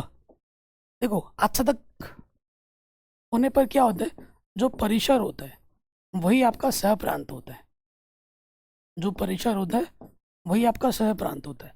तो यहाँ पर हमारा सह प्रांत क्या है, y है, ये वाला सेट होता है।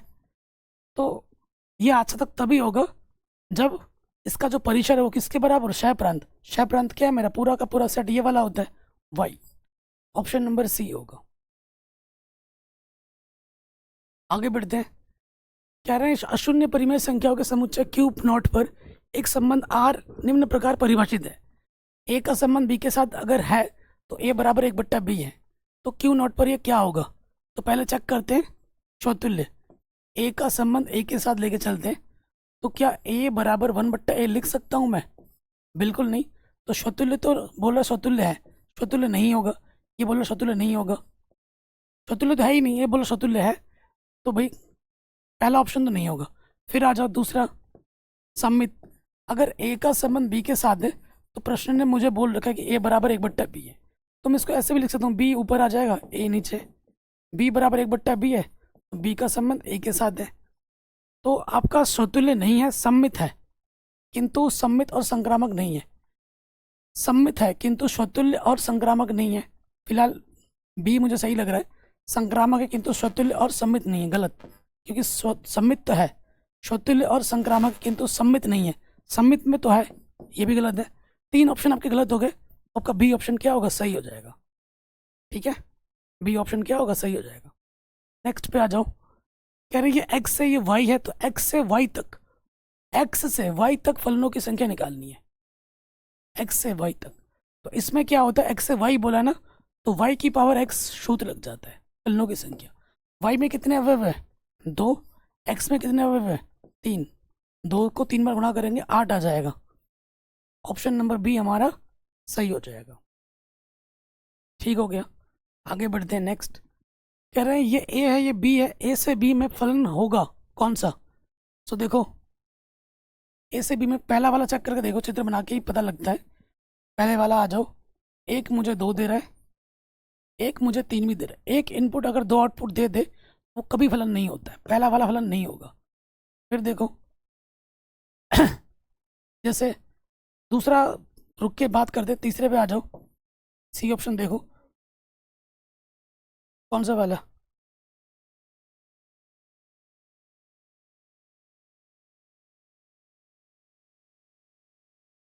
ये वाला।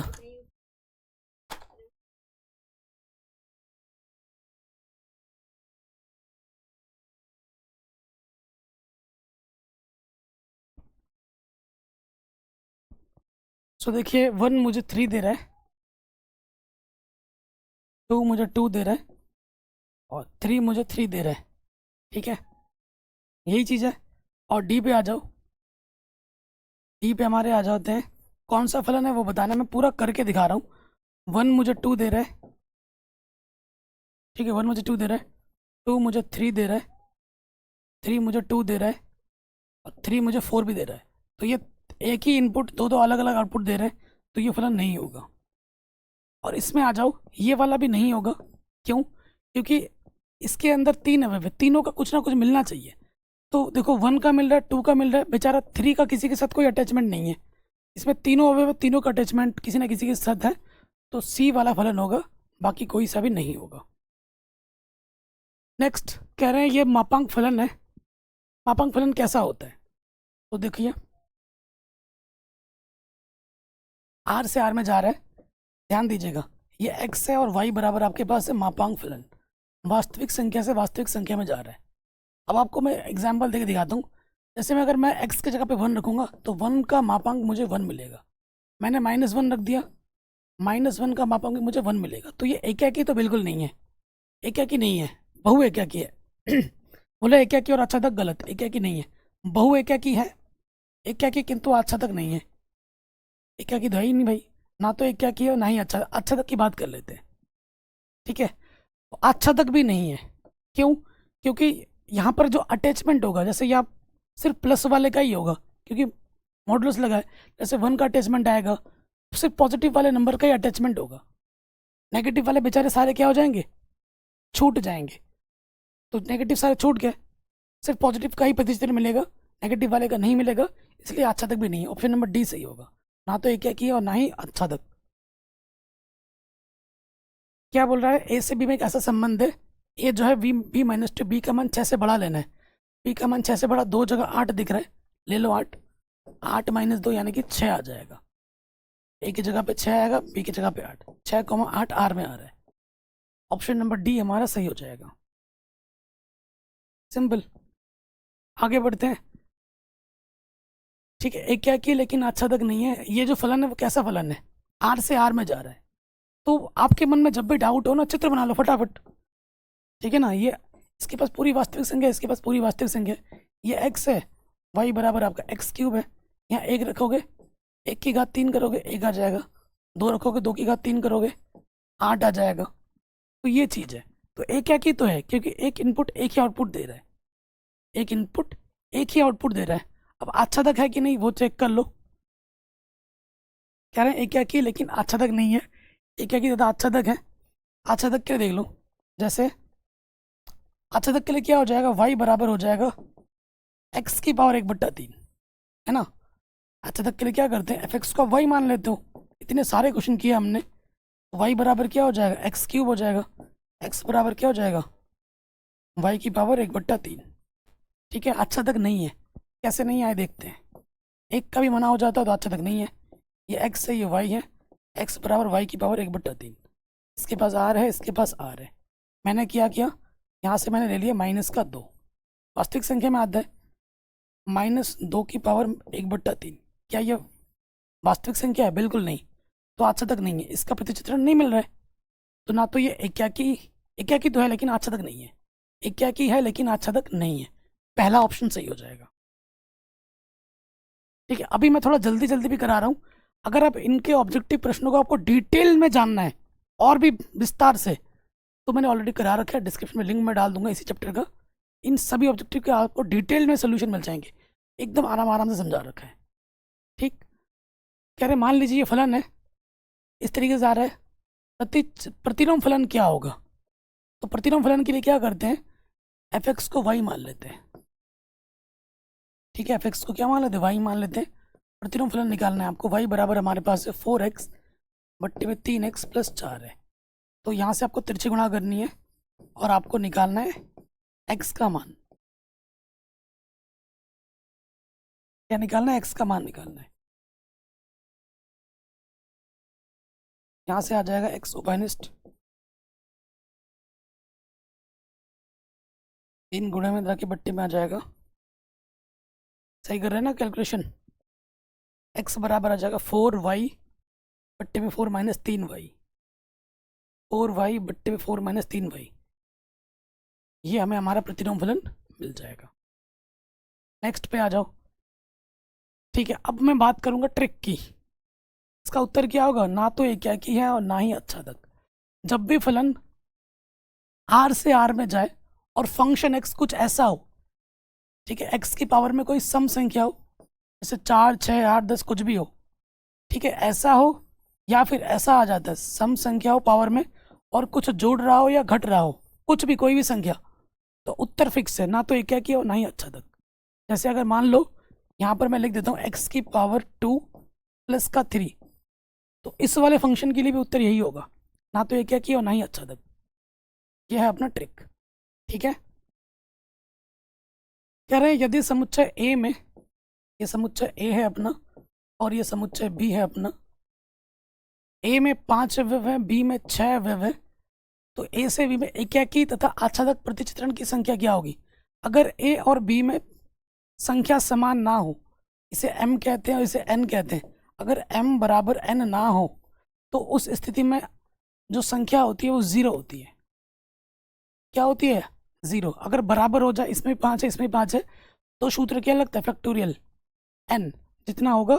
मान लेते हैं कि अगर इसमें 5 है और इसमें भी 5 होता तो सूत्र क्या लगता है, फैक्टोरियल 5 हो जाता और खोल देते इसको, आंसर आ जाता। नेक्स्ट कह रहे हैं ये जो फलन है एफ एक्स बराबर 1/x दे रखा है और x r से आ रहा है। r यानी कि x के पास 0 भी है, रख दो। 1/0 क्या होता, अपरिभाषित, यानी कि फलन परिभाषित नहीं है। एक क्या अच्छा तक तो दूर की बात है, फलन ही परिभाषित नहीं है, क्योंकि x r से आ रहा है तो x के अंदर 0 भी होगा। 0 भी एक वास्तविक संख्या होती है, रख लिया तो फलन परिभाषित नहीं होगा। नेक्स्ट में आ जाओ। हमारे पास ये सेट दे रखा है और संबंध कुछ ये दे रखा है। देखो खुद का खुद के साथ दिख रहा है, इसके अंदर 3 अवयव है ना, खुद का खुद के साथ है, 1 का 1 के साथ है, 2 का 2 के साथ है, 3 का 3 के साथ है, स्वतुल्य तो है, स्वतुल्य है। फिर सम्मित है क्या, 1 का 2 के साथ है 2 का 1 के साथ नहीं है, तो ये सम्मित नहीं है। 1 का 2 के साथ है, 2 का 3 के साथ है, क्या 1 का 3 के साथ है? नहीं है, संक्रामक भी नहीं है। ऑप्शन नंबर बी सही होगा सिर्फ। तुच्छ नहीं, यहाँ तुल्यता है, ठीक है। अब आ जाओ अगले प्रश्न में। एक्स वाई तल में स्थित समस्त रेखाओं का समुच्चय L है, L1, L2 के समांतर है, ठीक है, ये बोल रखा है। तो क्या ये कैसा संबंध है? जो खुद रेखा होती है, चौतुल्य चेक कर रहे हैं, खुद खुद के समांतर होगी, बिल्कुल होगी, ठीक है। अब खुद खुद के समांतर है, अब दो रेखा ले ली, L1 L2 के समांतर है, तो L2 भी तो L1 के समांतर होगा, सममित भी है। अगर L1 L2 के समांतर है, L2 L3 के समांतर है, तो L1 L3 के समांतर होगा, संक्रामक भी है। तो ये स्वतुल्य सममित संक्रामक तीनों है, यानी कि ये एक तुल्यता संबंध है, ठीक। फिर आ जाओ इसका उल्टा, सेम क्वेश्चन है, लंब कर दिया है, तो खुद खुद के लंब होता है, जैसे ये रेखा है, ये खुद के लंब हो सकती है? नहीं, तो ये चौतुल्य नहीं है, सममित है, क्योंकि अगर ये L1 रेखा L2 के लंबवत है, तो L2 रेखा भी तो L1 के लंबवत होगा, सममित है, संक्रामक नहीं होगा। क्यों? अगर L1 L2 के लंबवत है, L2 L3 के लंबवत है, तो क्या L1 और L3 लंबवत होंगे? नहीं, ठीक है, संक्रामक भी नहीं है, सिर्फ सममित है, ठीक है। तो अगला प्रश्न है, मान लीजिए कि fx जो है वो r से r में जा रहा है और fx बराबर 3x द्वारा परिभाषित है, तो सही उत्तर क्या होगा? देखो, एक क्या की होगा और आच्छादक भी दोनों होगा, मुझे जहां तक लग रहा है। r से r में जा रहा है बच्चों, ठीक है ना, ये x है और y बराबर आपका 3x है। एक रखोगे, x की जगह पर एक आपको 3 देगा, दो रखोगे, 2 3 6 मिलेगा। एक इनपुट आपको एक ही आउटपुट दे रहा है, एक क्या की जरूर है, एक क्या की है, और आइए आच्छादक भी होगा। आच्छादक के लिए क्या करते हैं, y मान लेते हैं fx को, x बराबर क्या हो जाता है, y/3, ठीक है। इसके पास पूरा r है, y बराबर मेरे पास है x बराबर y/3, और यहाँ पर अपना y है। कुछ भी सोचो मान, 0 सोचोगे, 0 के बट्टे 3 0, कोई भी एक वास्तविक संख्या लोगे उसका प्रतिचित्रण आपको यहाँ जरूर मिलेगा। तो एक क्या की भी है और आच्छादक भी है, ऑप्शन नंबर पहला वाला सही हो जाएगा, ठीक है। तो आज का वीडियो मैं यहीं पे एंड करता हूँ। इसके साथ साथ एनसीईआरटी के जो क्वेश्चन मैंने टिक कर रखे हैं उनको ज़रूर कर लेना, और मैंने पूरी एनसीईआरटी बढ़ा रखी है, एक मैंने वीडियो बनाई है जिसमें मैंने एनसीईआरटी के उदाहरण और प्रश्नावली के सिलेक्टिव क्वेश्चन टिक करा दिए। ये वीडियो तो आप करोगे ही करोगे, साथ ही साथ उन एनसीईआरटी के टिक प्रश्नों को ज़रूर कर लेना, बाकी कुछ करो ना करो। और पूरी एनसीईआरटी मैंने बढ़ा रखी है, डिस्क्रिप्शन पे लिंक वगैरह मिल जाएगा। इस वीडियो को शेयर करें अगर आप चाहते हैं कि ये सीरीज़ मैं कंटिन्यू करूं डेली, तो प्लीज़ आज के आज मुझे इसी वीडियो पे 1000 लाइक चाहिए और 200 कमेंट चाहिए। प्लीज़ कमेंट सबको करना है, शेयर सबको करना है, लाइक सबको करना है। बाकी हर प्रकार की वीडियो बना रखे हैं मैंने, डिस्क्रिप्शन में लिंक मिल जाएगी। जय हिंद।